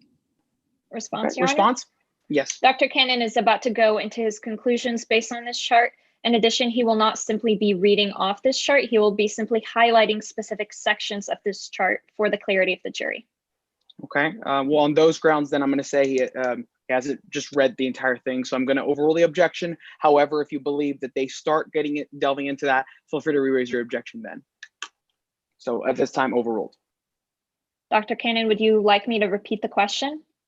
yes, please. If Mr. Petrillo's BAC was a 0.3 or higher, what are some examples of symptoms that he would have shown? Again, as you can see in the chart, a BAC between 0.26 and 0.35, Mr. Petrillo would be showing symptoms such as being less sensitive to stimulation, lack of coordination, unable to walk, vomiting, even incontinence of urine, and potentially a blackout. If we look at the even more serious symptoms on this chart, which would be consistent with the BAC between 0.35 and 0.5, we can see that unconsciousness, depressed or abolished reflexes, and abnormal body temperature, including and possibly leading to a coma, which could cause death from respiratory paralysis, is possible. Dr. Cannon, which of these symptoms, if any, did Mr. Petrillo show? I actually prepared a demonstrative based on this alcohol impairment chart to show which of these symptoms Mr. Petrillo had. Your Honor, permission to share this demonstrative. Once again, opposing counsel has already been shown it. Okay, opposing counsel, any objection to the demonstrative aid? No, Your Honor. With that, you may share it. Dr. Cannon, what are some of the symptoms that Mr. Petrillo showed that were consistent with a higher BAC? So what's interesting about what we're seeing here is that Mr. Petrillo did show many of the symptoms consistent with a higher BAC.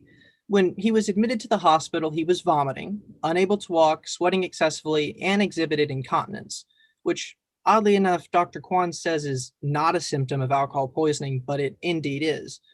Sadly, Mr. Petrillo eventually fell into a coma and died at around 9:30 a.m. from respiratory paralysis. Is it necessary for a patient to show all of these symptoms? Of course not. This is not a strict checklist that a patient must follow. Lists like this just give a general sense of what a patient would be experiencing if they had a specific condition.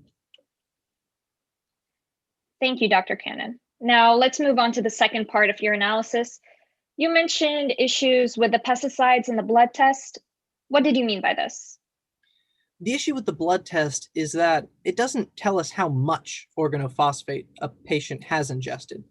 In fact, because this poison goes through rapid hydrolysis, meaning it's broken down by the water in the liver, it's not detectable in the bloodstream. There's no simple blood test to determine these quantitative levels. Why would it be important to know the specific quantitative levels? Although organophosphate ingestion is serious, even in small amounts, that doesn't mean that any amount of organophosphate ingestion is deadly. So while it's true that organophosphates were present in the stomach contents of Genesis Petrillo, we don't know definitively that these levels would be deadly. Is there anything else that makes you believe that Mr. Petrillo's death was not a result of pesticide poisoning? Yes, even after Mr. Petrillo was administered the antidote for pesticide poisoning, his situation continued to grow worse. This is when he had a coughing fit and seizure and eventually fell into a coma. Taking all that we have discussed together, how would you evaluate Dr. Kwan's report for this case? As I mentioned earlier, I think Dr. Kwan did a good job, but he should have administered the blood test earlier so we could have a better picture of what happened that night. Because of this, I still think alcohol poisoning is a real possible cause of death. No further questions at this time, Your Honor. All right, thank you. Cross-examination? Yes, Your Honor. You may proceed. Now, Dr. Cannon, you currently work for Gardner Consulting Incorporated, I do. and you've been a consultant there since 2014. Yes, I have. And the last time you held a position practicing medicine was before that. It was. So you haven't practiced medicine since 2014. No, ma'am, but I can assure you I'm just as up to date on everything as I was back when I was practicing. Now, Dr. Cannon, a big client at your company is Desky Roach and Rodent Killer. That's true. And when they found out you were testifying here, they had their CEO, anyhow, had something to say about that. Isn't that true? He did. He said that it was very important. Objection, hearsay. Okay, response? Your Honor, this is being offered to the credibility of the witness, as well as the effect on the listener. And these two are actually tied together for today's trial. The effect may be that he is not as credible as a witness here today in court. Okay, response? Your Honor, these statements are still being used for the truth of the matter asserted to show that Dr. Cannon was said something specifically, which these statements are still out of court statements. And even if they were to show the credibility of Dr. Cannon, they are still out of court statements and are therefore hearsay. Final word? Again, Your Honor, this is being offered to show the effect on Dr. Cannon that these statements might have had, rather than their truthfulness. Okay, well, I think you can do that then without offering the actual statements. So at this time, I'm going to sustain the hearsay objection.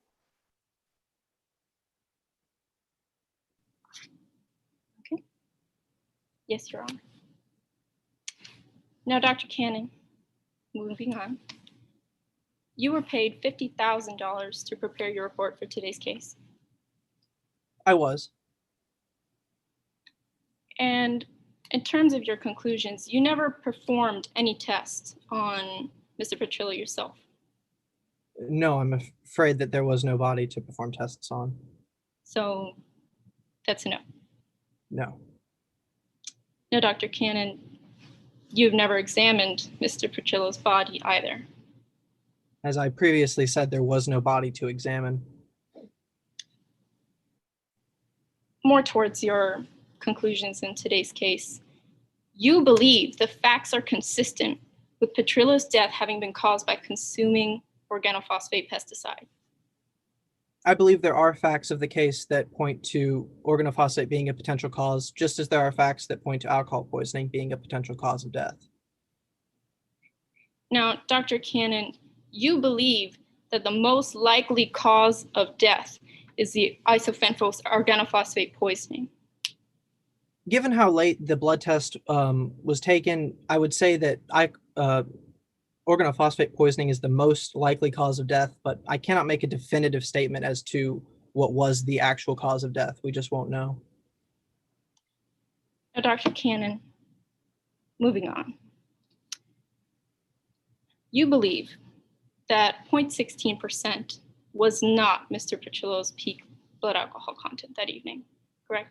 Absolutely. It's very unlikely that 0.16 would have been the peak cause of death given how late the blood test was administered. But it is impossible to determine what Mr. Petrillo's peak blood alcohol content was that evening. Correct. It's impossible to determine, but it was certainly higher than 0.16. And further, even if that were the case, you've never seen an alcohol poisoning fatality connected with a blood alcohol content lower than 0.3%. Not personally during my practice, no. Yeah. And you believe there's no scientific basis that would support any conclusions that Mr. Petrillo's blood alcohol content was at least 0.3%.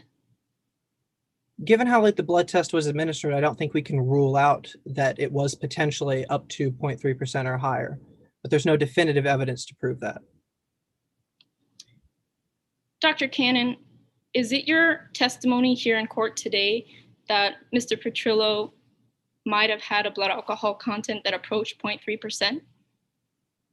Once again, I can't make a definitive statement as to what his blood alcohol content would have been, but it was certainly higher than 0.16%. But you believe that there's no scientific basis that supports a conclusion that it ever approached 0.3%? No, there's no definitive evidence to suggest it was 0.3%. Thank you, Your Honor. There are no further questions. Okay. Any redirect for this witness? No redirect, Your Honor. Okay. And with that, Dr. Cannon, you are excused. Thank you for your testimony today. Thank you, Your Honor. Now, defense, any further witnesses? Yes, Your Honor. The defense would like to call Harper Martini to the stand. Mm-hmm. Ms. Martini, a reminder that you have been previously sworn in today's case. With that, you may proceed. Please introduce yourself to the jury. Hello, love. My name is Harper Martini. And what do you do for a living, Miss Martini? I own a winery called Peony Estates Winery and Bed and Breakfast. How exactly does one get into the wine business? I grew up in Napa Valley, where my family owned a winery called Castello di Martini, and I guess you could say I have wine running through my veins. Outside of managing the winery, what else do you do at Peony Estates? Well, we also have a bed and breakfast, tastings, and host events such as weddings. Honestly, all of that is thanks to Casey. Who exactly is Casey, Miss Martini? Casey is the apple of my eye, the sun to my planet. Casey Soto is my daughter, and the only thing in my life that I care more about than the winery. Those are the two most important things in my life, and everything I do is to keep Casey happy and this winery successful. How is your relationship with your daughter, Casey? Oh, just wonderful. She is the most amazing woman I know. Casey and I have always been very close, but we've been especially close since my husband passed. May he rest in peace. Casey is thoughtful and caring, but also creative and headstrong, which makes her a vital part of the business. How exactly is Casey involved in the business at Peony Estates? Well, it was Casey's idea to open the B&B and host events like weddings at the winery. She designed everything from bedding arrangements to the menu. Without her incredible business instincts, I don't think the winery would have ever taken off like it did. Objection, Your Honor. Relevant to this testimony about Casey Soto, I don't see how Casey Soto involvement with the winery is any proves a fact in this case more or less likely. Response, Your Honor. Response? I believe that it's not a contest today about whether or not Peony Estates is a family business. And with family businesses, being able to have not only a good personal relationship with the person that you run the business with, but also having a good familial relationship are one and the same. So being able to both talk about the fact that this is a family business has exactly to do with the relationship between Harper Martini and Casey Soto, which is highly relevant inside today's case because, as I'm sure has already been established, Casey Soto was going to be the wife of the decedent inside today's case. Yeah, I tend to agree. I think the relationship in this case is really important, especially with your side potentially accusing Miss Martini of committing battery to Soto's potential fiance. So I'm going to overrule the objection at this time. Yes, Your Honor. Miss Martini, why are you here today? Well, seeing that the wedding's business was all thanks to Casey, it only made sense for her to get married in her creation. Having her married in our winery made me feel so much closer to her. Unfortunately, during the wedding, her fiancé, Genesis Petrillo, tragically passed away. And what was your relationship with Genesis like? Honestly, we didn't always get along that well because I felt like Genesis was a really bad influence on Casey and he didn't respect. Objection, improper character evidence to the character of Genesis Petrillo. Okay. Response? Again, massive point about today's case is how Harper Martini feels towards Genesis Petrillo. Opposing counsel has had an entire case in chief talking about how Harper Martini thinks ill of Genesis Petrillo. We are simply doing the same exact thing, except in our case in chief, talking about the internal thoughts of Harper Martini, because that is highly relevant inside today's case. Maybe heard on those grounds, Your Honor. Well, according to your Oh, I'm sorry. I don't think we caught the end of your objection. I apologize. Or your response. I apologize. Oh, I was saying we're not using this for character evidence. We're using this for the thoughts and mindset of Harper Martini. Again, Your Honor, I would fully open opposing counsel if they find it acceptable to do a limiting instruction towards a jury to explain to them that none of what is being said is being used to show conformity therewith, rather to talk about only the opinions and thoughts of Harper Martini. Okay, counselor, would that limiting instruction suffice? Yes, Your Honor, the limiting instruction will suffice. Okay, if that's the case, then we will instruct the jury to do so, and the objection will be overruled. You may proceed. Yes, Your Honor. Now, Ms. Martini, I'm going to ask you the question again. What was your relationship with Genesis like? Well, we didn't always get along, but I did my best to get along with him. And can you tell the jury a little bit more about that? Well, one time, Genesis convinced Casey to drink so much that she ended up in the hospital for alcohol poisoning. And of course, that would make any mother worry because no mother wants to see their daughter in a predicament like that. Also, Genesis would say that the B&B looked ancient and compared the food to rehydrated. Objection hearsay to the statements of Genesis Petrillo. Response, Your Honor. Response? Again, Your Honor, this is not being used for the truth of the matter asserted, rather being used for the effect on the listener. Also, I would say whether or not the food at Peony Estates looked ancient or not is not necessarily that large of a deal inside today's case. And furthermore, we are simply saying this again to talk about the mindset and the effect on Harper Martini having to do with her thoughts and relationship with Genesis Petrillo. Okay, opposing counsel, response on those grounds about the truth of the matter of that actual statement and why it's being used today? Yes, Your Honor. So, opposing counsel stated that we have talked a lot about the ill relationship between them, but we did not talk about Genesis' feelings towards Harper Martini. We only discussed Harper Martini's feelings towards Genesis. So, I believe this statement is being used to show Genesis Petrillo, for the truth of the matter asserted, Genesis Petrillo did not like Harper Martini, and then Genesis Petrillo did not like all of these things. Rather, yes, Your Honor. Okay. Yes. I can say fairly confidently, Your Honor, that our case has nothing to do with the opinions and thoughts of Genesis Petrillo on Harper Martini, but rather we are simply using this to talk about the effect on the listener of here being Harper Martini. Again, if opposing counsel would like, you can do another limiting instruction saying that the thoughts and opinions of Ms. Genesis Petrillo are not an issue inside today's court. Will that limiting instruction suffice, opposing counsel? I'll agree, Your Honor. Okay, well, with that, then we will overrule the objection, and you may proceed. Miss Martini, would you like me to repeat the question? Yes, please. Ms. Martini? Yes, please. Sorry, can you hear Tell me? the jury a little bit more about that, about your relationship with Ms. Yes, like I was saying before, I had just witnessed on several occasions Genesis convincing Casey to do things that I thought Casey normally wouldn't do, so it was a bit hard to watch. And why exactly did that bother you, Ms. Martini? Because the winery was Casey's hard work. I wanted Casey to be with someone who valued her hard work and well-being. I just wanted her to be happy. Did your relationship with Genesis ever improve? Oh, of course. I love my Casey more than anything in the world, and for her sake, yes, it did improve. And what do you mean it was for Casey's sake? Well, Casey made it clear how much she loved Genesis, and I realized that Genesis would be a part of my life for the long haul, so I decided to bury the hatchet out of love for Casey. How did you bury the hatchet with Genesis? I reached out to him so we could meet for lunch, and we did sometime, I believe it was January 2019. I explained that nothing mattered to me more than Casey's happiness, and I wanted a good relationship with Genesis, especially since we'd be working together to plan the wedding. The wedding needed to go well. Did you do anything else to bury the hatchet with Genesis?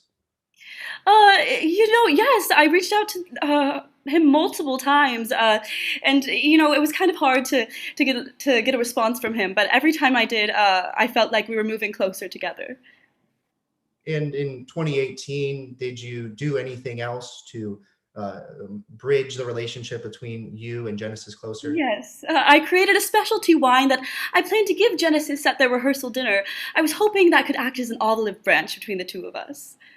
Now, I want to take you back to talk about the wedding rehearsals. How did those rehearsals go? Oh, everything went so well at first. The speeches were beautiful, and I was happy to hear Genesis incorporating family into her speech. But when Genesis got the wine, Casey made a little heart with her hands, which made me so happy that she appreciated my gesture, and everything was going so well. And what happened after the rehearsal dinner? Well, we had a long day, so I turned in around 10 p.m., and I didn't see anyone around till around 2:30 a.m. And what happened at 2:30? Austin Lewis, my employee, had called saying that someone at the party had gone to the hospital. I assumed it was Genesis because I had seen him drinking a lot the night before. Thought he might have alcohol poisoning. Now, objection, improper expert opinion. Response? Or I'm sorry, could you clarify a little bit? Yes, Your Honor. Ms. Martini is not an expert in alcohol poisoning and its symptoms. She only stated that I saw him drink a lot before, therefore he might have had alcohol poisoning. But Ms. Martini is not an expert in alcohol poisoning. She needs specialized knowledge in order to testify this in today's court. As such, this is an improper expert opinion. Response on those grounds?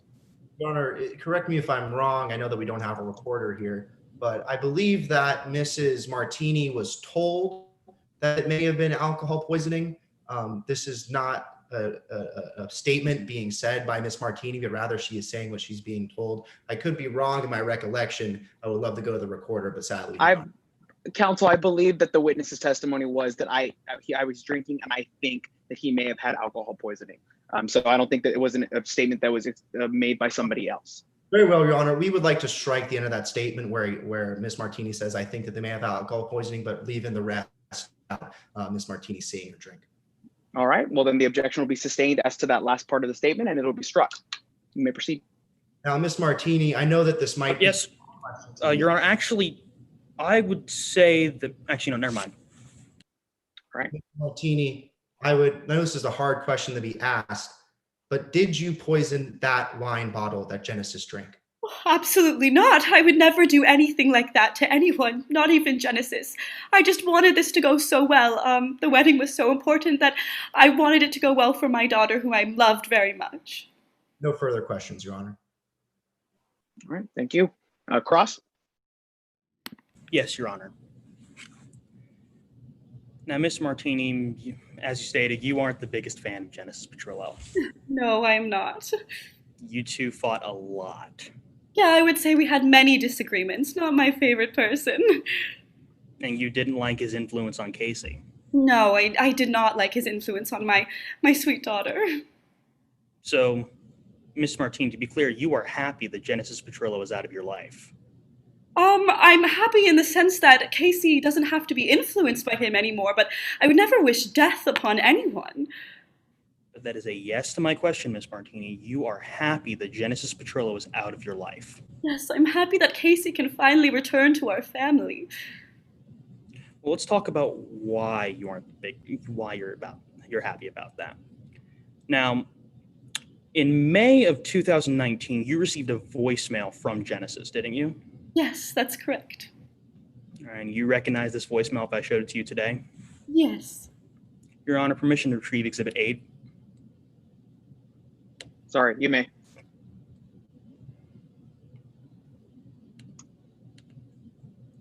All right, just to be clear, Ms. Martini, can you see this? Yes, I can. And this is that voicemail, isn't it? Yes, this is a voicemail I received from Genesis Petrillo. And Genesis told you that he and Casey were moving to France. Yes, he did at the time. And that you would never see Genesis or Casey once the wedding was over. Yes, that is what Genesis said. And you didn't like this. No, it frustrated me. You know, Casey was my baby. I just wanted to see them happy at the winery that Casey had worked so hard to build. And because you weren't happy about this, you did try to bribe Genesis to leave, didn't you? Oh, well, I did give an envelope full of money, but, you know, I really thought that Petrillo was only in it for the money. I was so worried that he would come in and try to take over the winery, so I tested him with that envelope, and he took the money. But Miss Martini, Genesis Petrillo did not leave after you gave that envelope, is that correct? No, he did not, but he did take the money, so it was an unfortunate situation. All right, now, Miss Martini, you would recognize the note for this bribe if I showed it to you today, wouldn't you? Yes.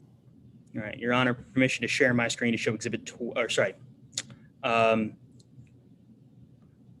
Miss Martini, Exhibit 24 is a copy of that note, isn't it? Yes, I believe so. And this is a fair and accurate copy of that bribe. Yes, it should be. And it has not been altered or changed in any way. Not that I'm aware of, no. All right, Your Honor, at this time, I'd like to tender Exhibit 24 into evidence. Any objections? Yes, Your Honor, as to hearsay may it be heard. You may. Your Honor, while this might be statements being done by the defendant, Ms. Martini, it is still out-of-court statements. I know that is largely unconventional, but here in the state of Midlands, even statements made by somebody currently on the stand can still be out-of-court statements, especially if they are on pieces of napkin or pieces of paper such as this one. Your Honor, if I may. Response on those grounds? Yes, Your Honor. As per rule number 802 D2A, this is a statement of a party opponent. The defendant in this case is a party opponent. As such, these statements are not hearsay. Any response on those grounds? Is there any contention that this is not written by Ms. Martini? No, Your Honor. Okay, then with that, the objection is overruled and Exhibit 24 will be entered. Permission to share my screen, Your Honor. You may.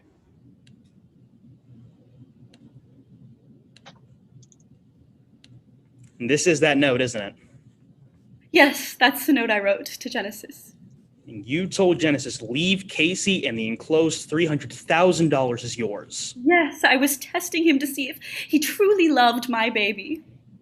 Otherwise, I will take you out of the picture the hard way. Yes, I did say that. A bit melodramatic, you know. You have until the 7th. Yes, those are my words. All right, well, let's talk about the day of June 7th. That was the day of the rehearsal dinner, wasn't it? Yes, it was. And Mr. Petrillo threw that note back at you. Yes, she did. Or he did. And she did not leave Midlands. No, Genesis unfortunately did not leave Midlands. And so after that, you wanted nothing more than for Genesis to be gone. You know, I just wanted Casey to be happy, and I felt that, you know, Genesis leaving would be the best thing for our family and for Casey. But as a yes to my question, Miss Martini, you wanted nothing more than for Genesis to be gone. Yes, of course, that's what would make my baby happy. That's your opinion of what would make your baby happy. Yes, as her mother. And you wanted nothing more than for the wedding to be canceled.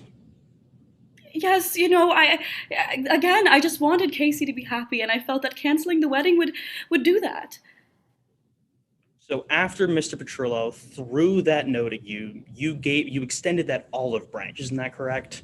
Yes, I wanted to extend an olive branch. I saw that, you know, Genesis was not going away, so I felt like it was finally time to bury the hatchet, and I made this specialty wine blend for him.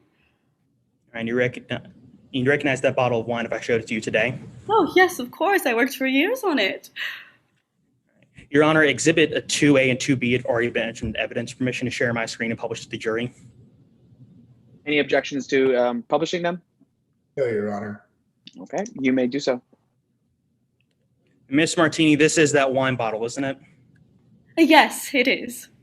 And this is the label for that wine bottle. Yes, Cara wine, correct. And after you gave this bottle to Genesis, you went directly to bed. Yes, that's correct. At 10:30 around? And you woke up at 2:30 to a call. Yes, correct. And that call did not tell you who exactly went to the hospital. No, it did not, but I assumed it was Genesis. That was your assumption, correct? Yes, correct. So the first thing you did was go directly to Genesis Petrillo's room. Yes, I did. And you found this empty bottle on the floor. Correct. I was so saddened that he'd been drinking so much the night before the wedding. And you picked up this bottle. Oh, correct. You tore off this label. Yes, I've seen some journalists sneaking around, and I really just didn't want my competitors finding out about our new specialty wine blend, so I had to rip the label off. And you threw them both away into the trash. Yes, I did. You know, there was no use for it. It was empty. Later that morning, Genesis Petrillo died. Yes, that's what I found out later. Forgive me. Miss Martini, you are aware that this wine bottle later tested positive for organophosphate pesticides, correct? Yes, I am aware. I figured that somehow they got into the bottle after I threw it away in the dumpster. And you are aware that, yes, and you are that your winery uses organophosphate pesticides. Oh, yes, we do. And you are completely aware that organophosphate pesticides can harm people. Yes, I am aware of that. That's why we take all the necessary precautions. In fact, you witnessed an employee drinking a contaminated glass of wine before, didn't you? Yes, yeah, one of our employees, I instructed him to be very careful. And that employee almost died after just one sip. Yeah, it was almost very tragic. All right, thank you, Your Honor. At this time, I have no further questions. All right, thank you. Any redirect for this witness? No, Your Honor. The defense has no redirect for this witness, and we ask that the witness be allowed to stand down. And also with that, with Your Honor, the plaintiff rests its case in chief, and we ask for a 10-minute recess, time allowing. Okay, Ms. Martini, you're excused. Thank you for your testimony today.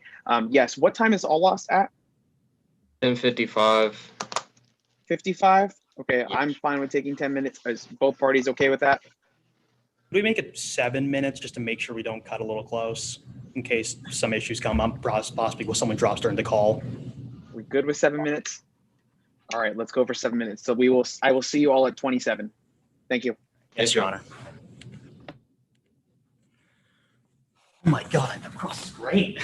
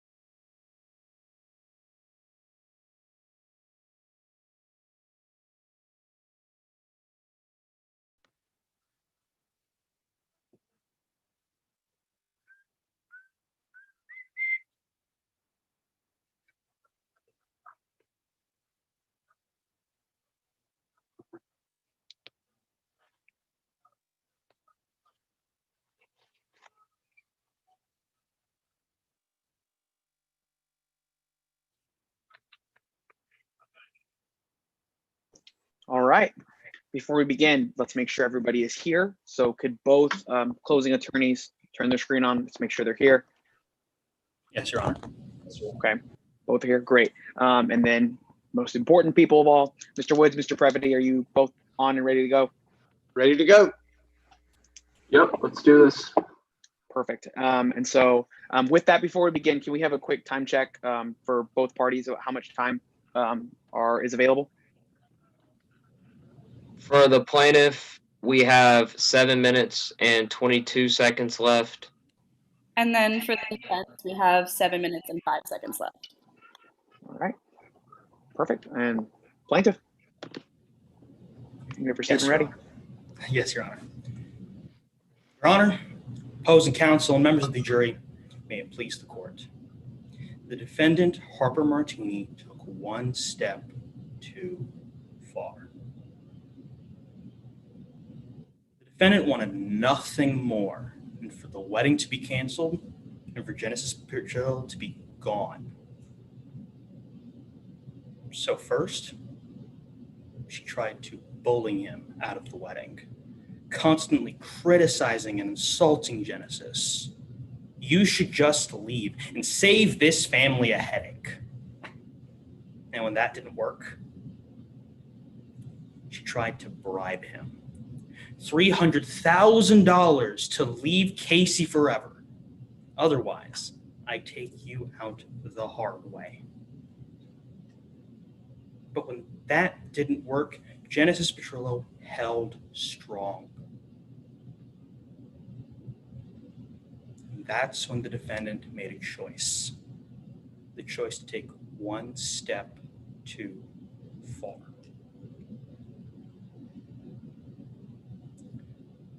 She decided to take a bottle of pesticide and poison that bottle of wine specifically for Genesis Petrillo.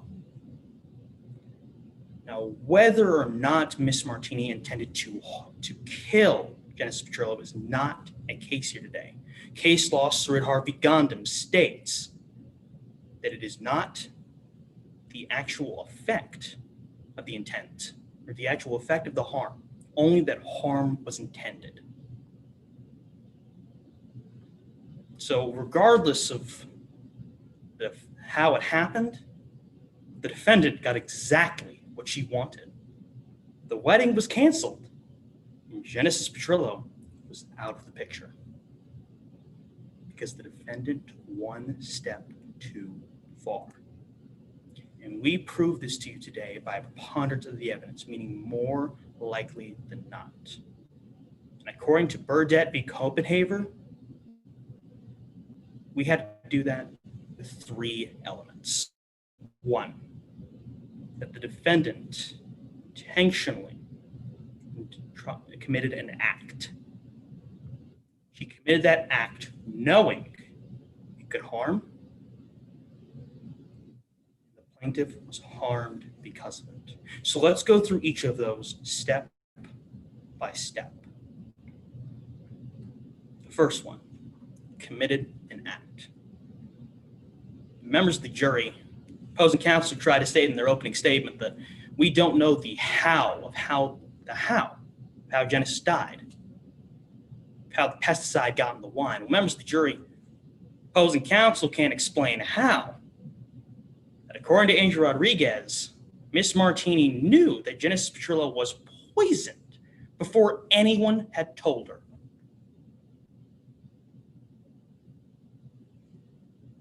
And then members of the jury, they can't explain why she decided to go immediately to Genesis Petrillo's room the moment she heard that someone had gone to the hospital. She didn't go to Casey's room. No, she went to Genesis Petrillo's room. Not the apple of her eye. Now, Genesis Petrillo's room. The man she wanted nothing more than to be gone. The person she is happy to see be gone.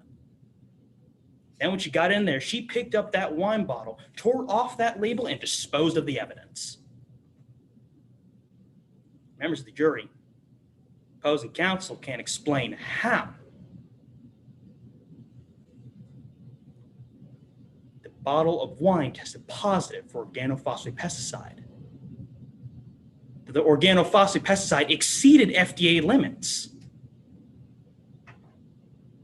Next, members of the jury, we had to prove that Ms. Martini knew that this could cause harm. Ms. Martini stated herself today she knew that organophosphate pesticide could harm someone, that an employee almost died because of them. And lastly, we had to prove that Genesis Petrillo was harmed because of it. And Dr. Kwan and Dr. Gannon both testified today that Genesis Petrillo experienced several symptoms. And these symptoms often correlated with organophosphate pesticide. And even Dr. Cannon agreed that the most likely cause of death was organophosphate pesticide poisoning. That means, members of the jury, we proved more likely than not all of our elements.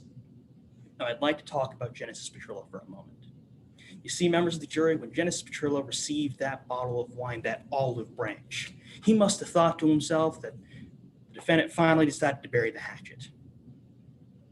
And with each sip Genesis drank from that wine, the defendant came one step closer to exactly what she wanted. The wedding was canceled and Genesis Petrillo is out of the picture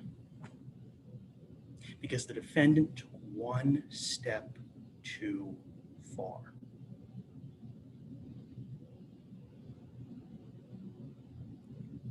Members of the jury,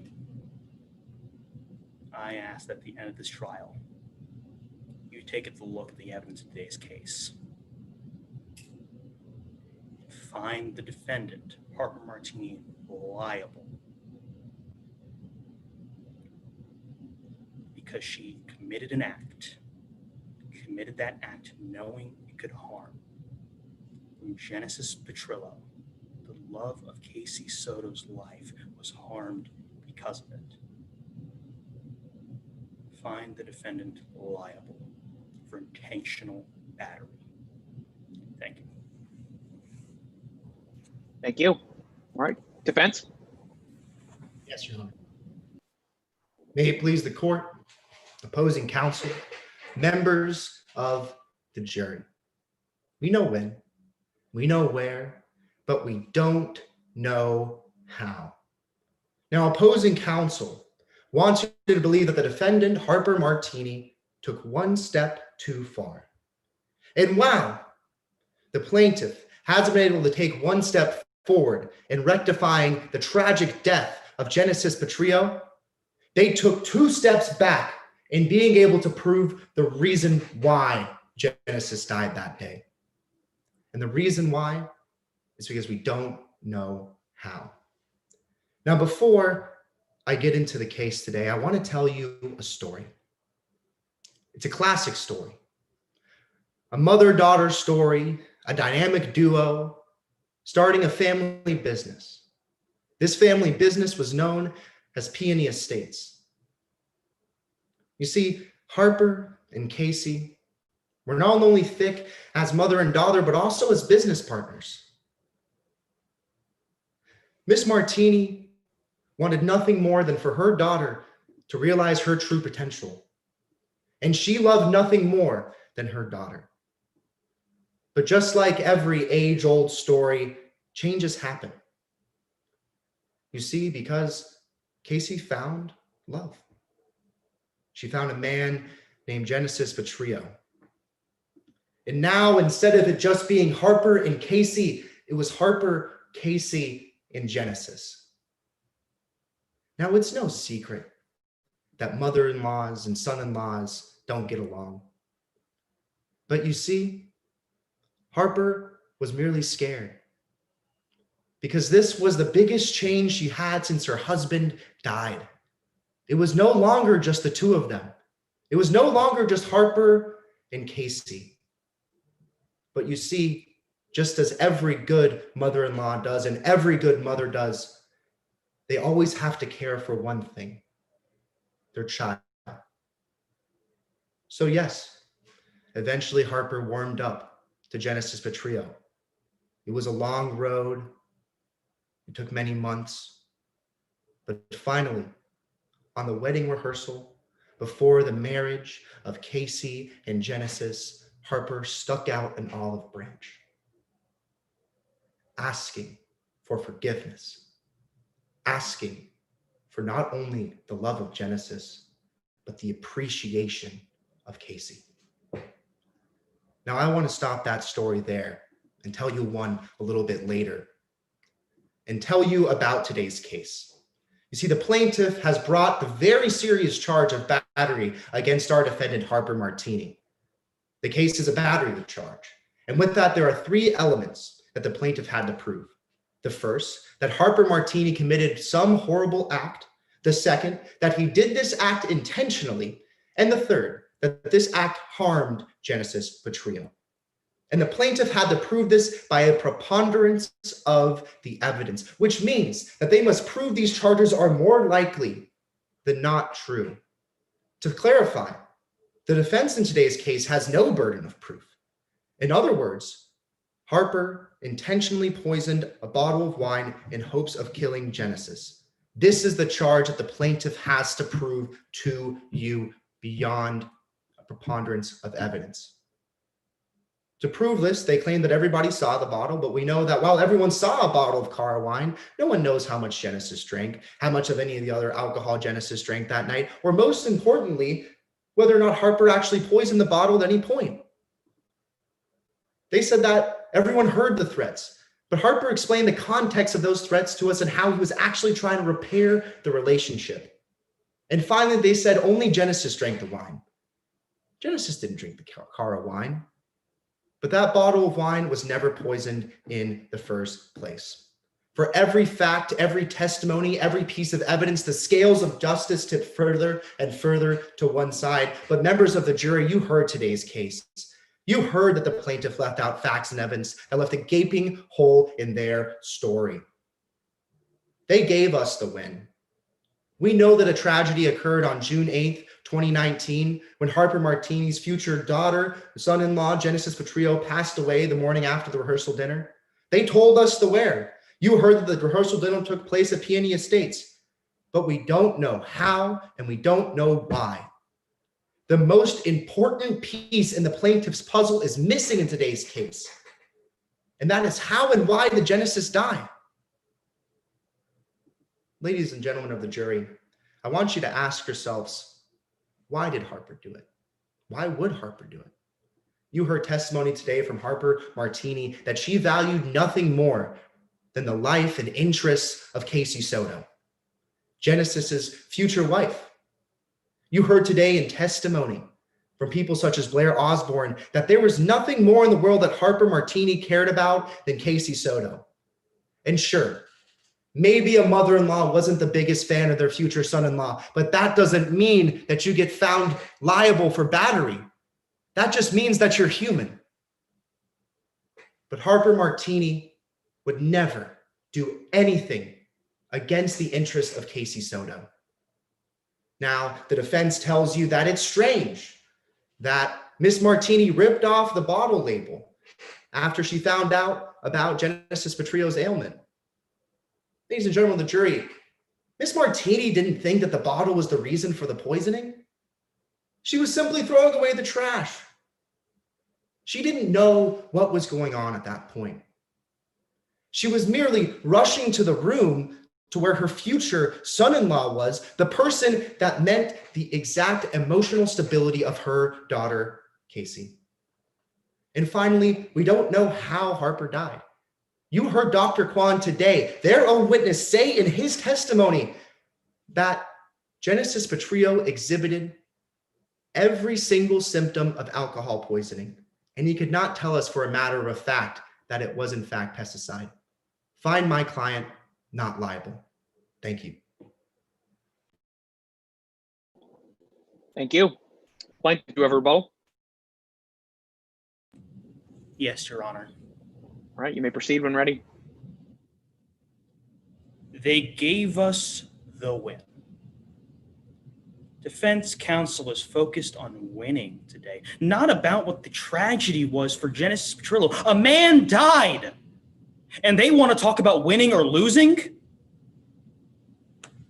Members of the jury, he also tried to tell you that Miss Martini had no reason to commit this act. But he also told you that she was scared and that she wanted nothing more than the best for her daughter. And she told you herself today, members of the jury, that she did not like Genesis Patrol, like she was a bad influence. So she took one step too far. Find the defendant, Harper Martini, liable for the intentional battery against Genesis Petrillo, not for a win, but for justice. Thank you. All right. Thank you. All right. Well, good job, everybody. We are now done. So I'm going to give Mr. Previty and Mr. Woods a chance to finish up here, and then we will feel free to come back. So Mr. Woods, Mr. Previty, whenever you're done, just to give Stein to us, could you just turn on your camera, and that way we can start getting get started from comments from there.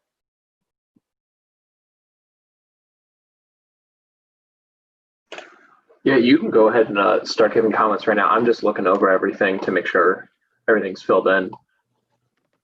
All right. I believe that we have to wait for the ballots to be submitted before we can actually talk about comments.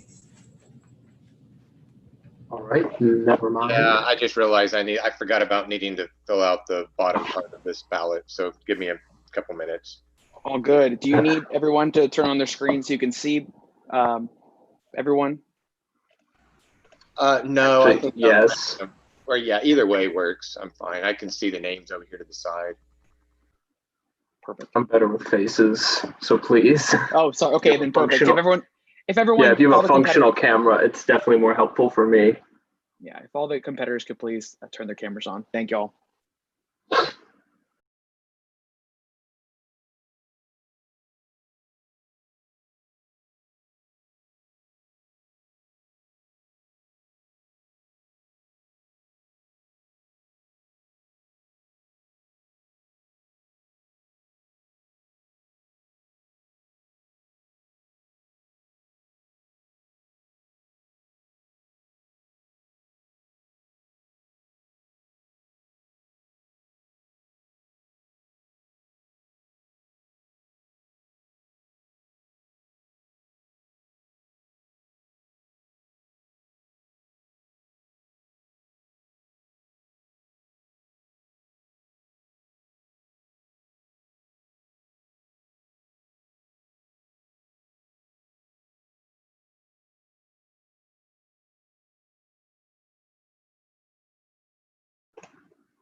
As far as submitting ballots goes, do we just X out of the document, Chris, as far as you know?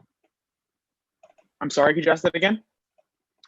For submitting the ballots, do we just close out, or do we say, So there's like Elliot something? No. You should just submit it, but make sure there's like 3 things you have to do, like click submit, press go, or something like that. There's like weird stuff you have to do.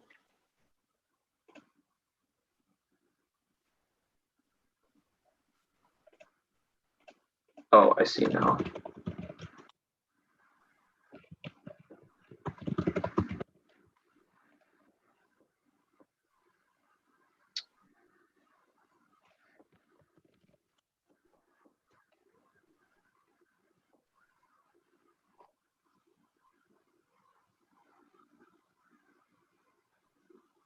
Yeah, Elliot's texting me right now to please submit. Click submit in the box.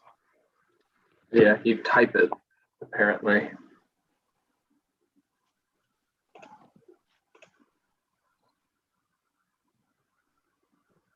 Okay.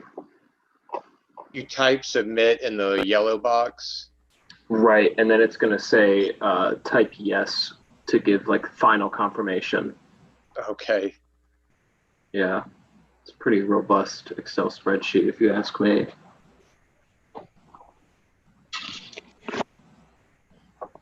Sorry, everyone. As you are making adjustments to competing online, we are all having to make adjustments judging online. It's very different for us as well. Yeah, okay. It's strange. So, Joe, you're good. And then Riley?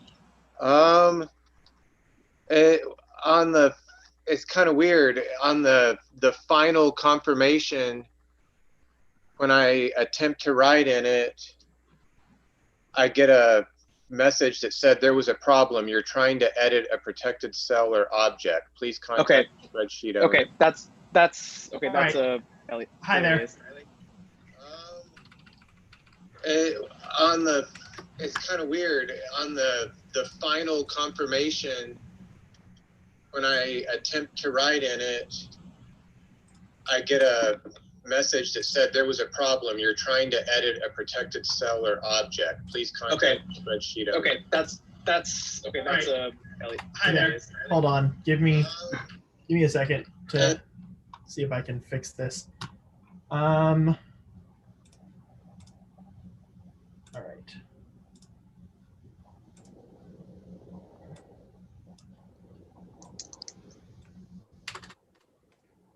You should be able to edit that area now. Okay. It's still maybe am I supposed to do it? Okay, maybe I'm trying the wrong box. Let's try it. No, it's still not letting me. Let's see if it will let me. All right. I sometimes have more powers, so. Okay. Chris, can you make me the host for 1 second? Yes. And then I'm just going to check something. Oh, shoot. That's a setting I forgot to enable. So then hold on 1 second. I just want to work on something. And then I just have to check another room quickly. So are we good to go?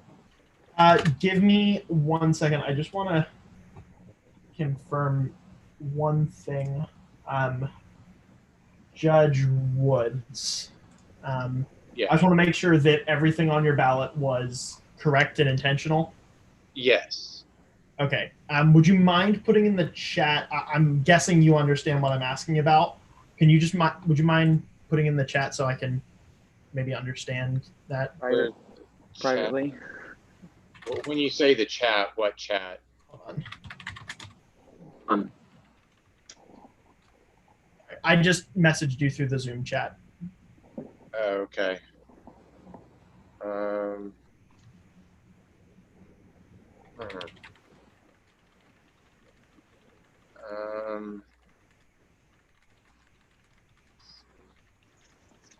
Oh, here we go. To Elliot. Got you.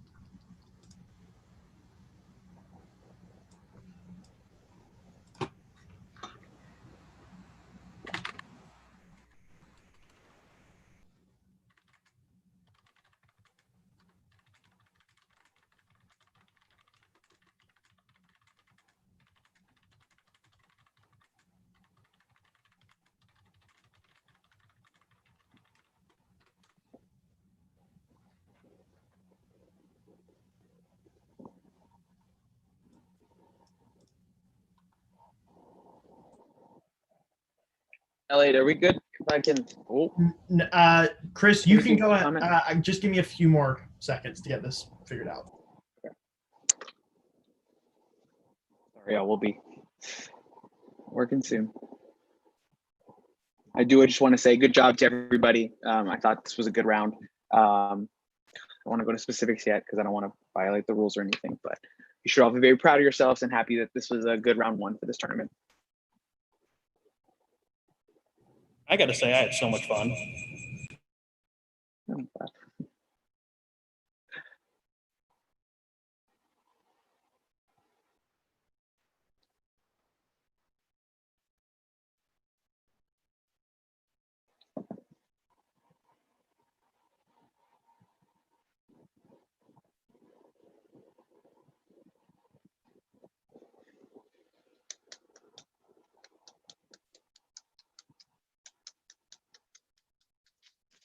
Really just trying to think of questions that I could ask without getting into too much specifics.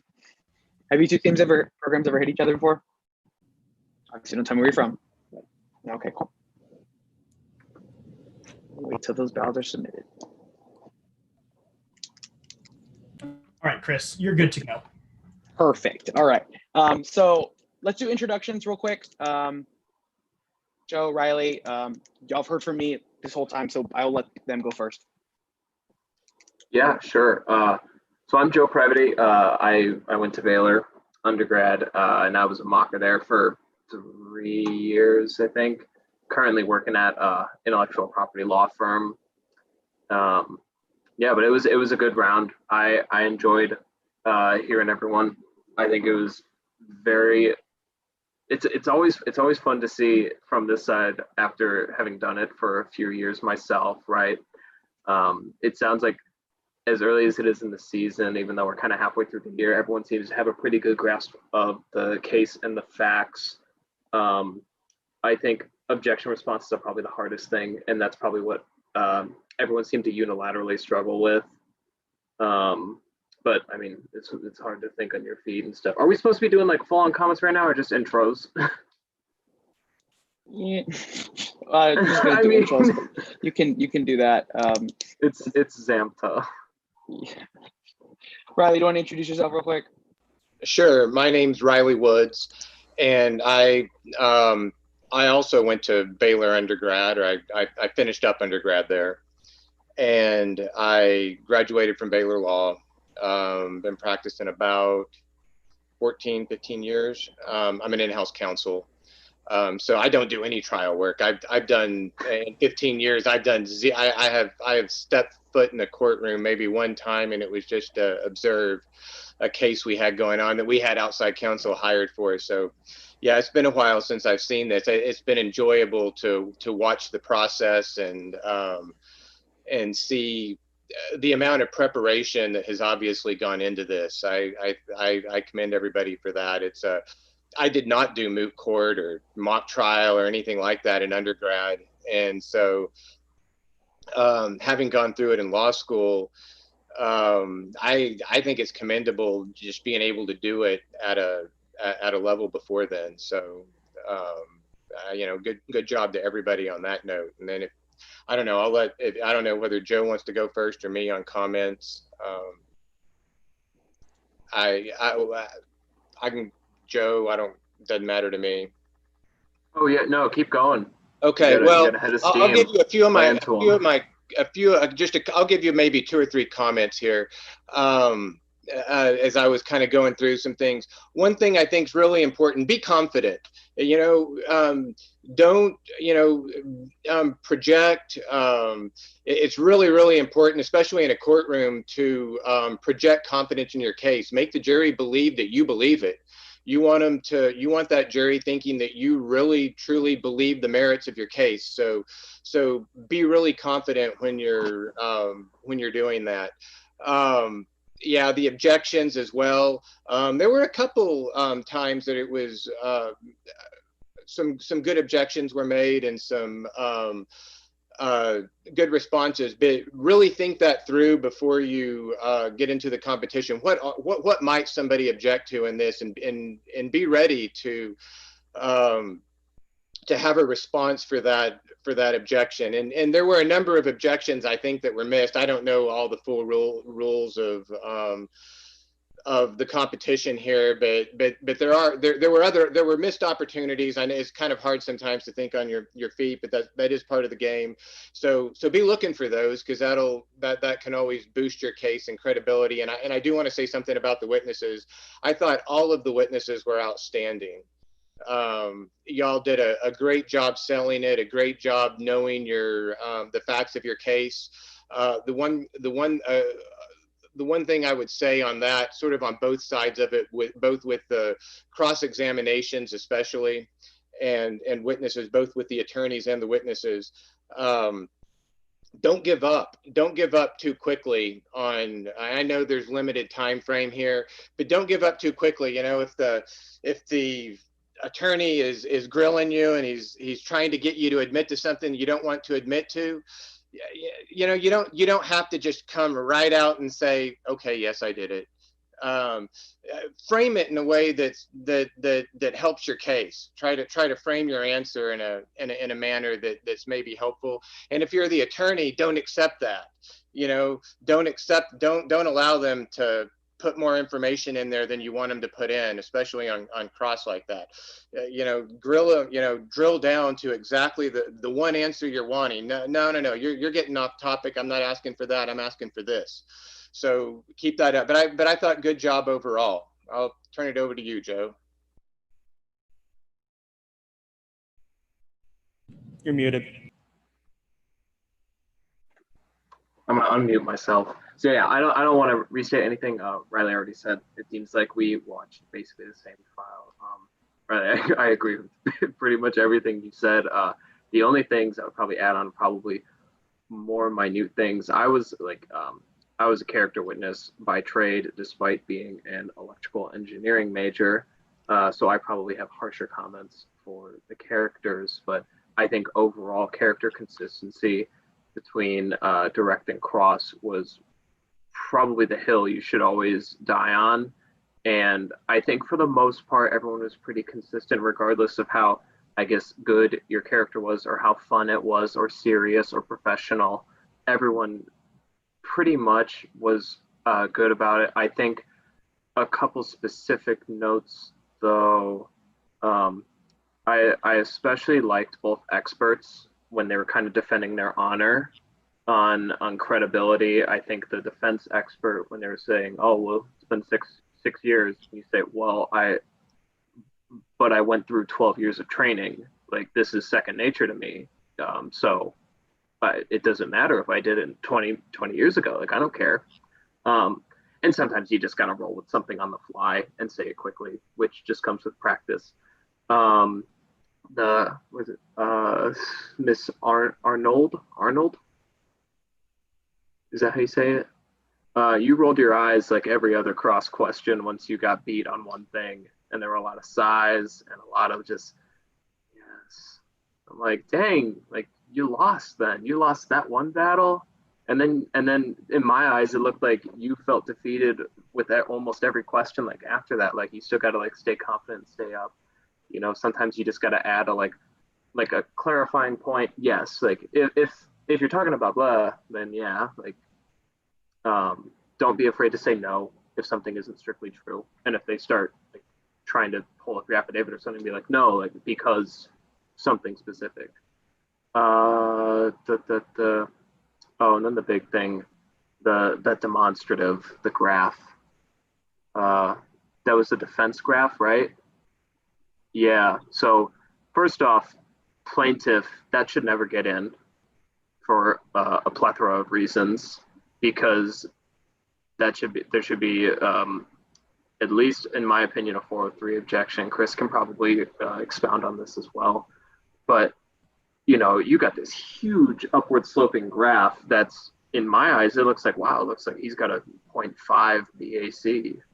If it's just, a person of 8th grade intelligence, like, wow, that's a really big hump in the middle of there. And you have a time that no one really talked about. They just kind of slapped it on there.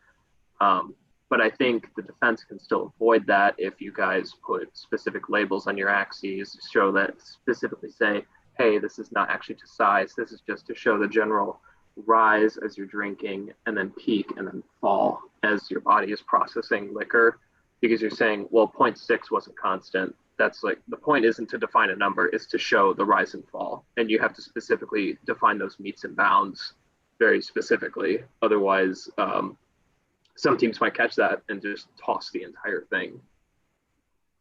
And I think I've got nothing else more. We'll go to Chris.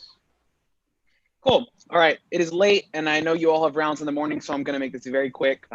For those of you that went to opening ceremonies, hopefully you saw me. My name is Christopher Royce. I'm a 2L Baylor Law. I'm a coach for one of the Baylor undergrad teams, and I was president while I competed there. So done it all, done expert character attorney. So really good rounders overall. I never liked when judges wrote on the ballots and they said only positive things. So you're going to see in my comment sheet, I did put some positive things, but most of it really is constructive things to try to help you. But don't let that kind of just take away. Most of you did, or you all did a really good job. My biggest note, and I think they both touched this, and I just want to go a little bit off that, but objection responses. I'm the type of judge that I don't like to just base the objection response back with what I think is right. I want to know based on the arguments that you're going to make. And so I'm going to shout out Mr. Is it Teachner? Is that correct? You were pretty close. You're pretty close. You Okay, enunciated. Okay, I'm sorry, but okay, gotcha. But you didn't say Trashner or anything, so. Yeah, but what I'm saying though, what he did really well was every time that he made an objection or he was objected to, he told me the standard of the rule and what I should be paying attention to. When relevance, he told me, well, the definition of relevance is making a fact more or less likely, and then applied the facts to that standard. When you object to something, you don't just tell me the name of the rule. You need to tell me what I need to be looking out for, right? Hearsay is as an out-of-court statement being used for the truth of the matter asserted. Mississippi barbecue is talking about a conduit for hearsay, right? If you're talking about hearsay, tell me what part of the statement you're objecting to. Don't just leave it vague and leave it open for the other person to reinterpret, because that's exactly what they're going to do. So just objection responses overall, just make sure you're specific and make sure you're giving the most persuasive answer that you can to the judge. Again, all the other specific comments that I have about demonstratives, characters, demeanor, things like that, it's all going to be on that comment sheet. Overall, really good job. If you have any questions for us, now's your time to ask. But if not, go to bed. I know you got around early tomorrow. Anything for us? Have we said our schools? We're allowed to say our schools. Oh, no, yes, please. Where are y'all from? We're Southern Methodist University. Okay, nice. SMU. Kennesaw State University. Kennesaw. Okay, cool. I competed against both y'all at some point in my career. So that's awesome. Nice. Definitely hit SMU. Yeah. Well, very good job, both of you, and best of luck in the final 3 rounds. Thank you. Good job. Thank you. Great job, everyone. Y'all had so much fun. Y'all, so thank y'all so much for a good round. Yeah, of course. Oh, and did anyone have specific questions? Oh, we have 4 left. It's 11 o'clock over where we are, so we want to go home. Yeah, that's what I wanted to get Go to you out bed. as soon as possible. All right, Yeah. thank you guys. Thank you all for judging. Problem. Bye. Actually, quick question. You were talking a little bit about the graph and the analysis of that graph. I was thinking about that too while I was going through it. You just cut out. I lost you. Dylan, we lost all your audio.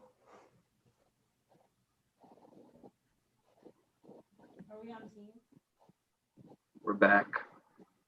See you.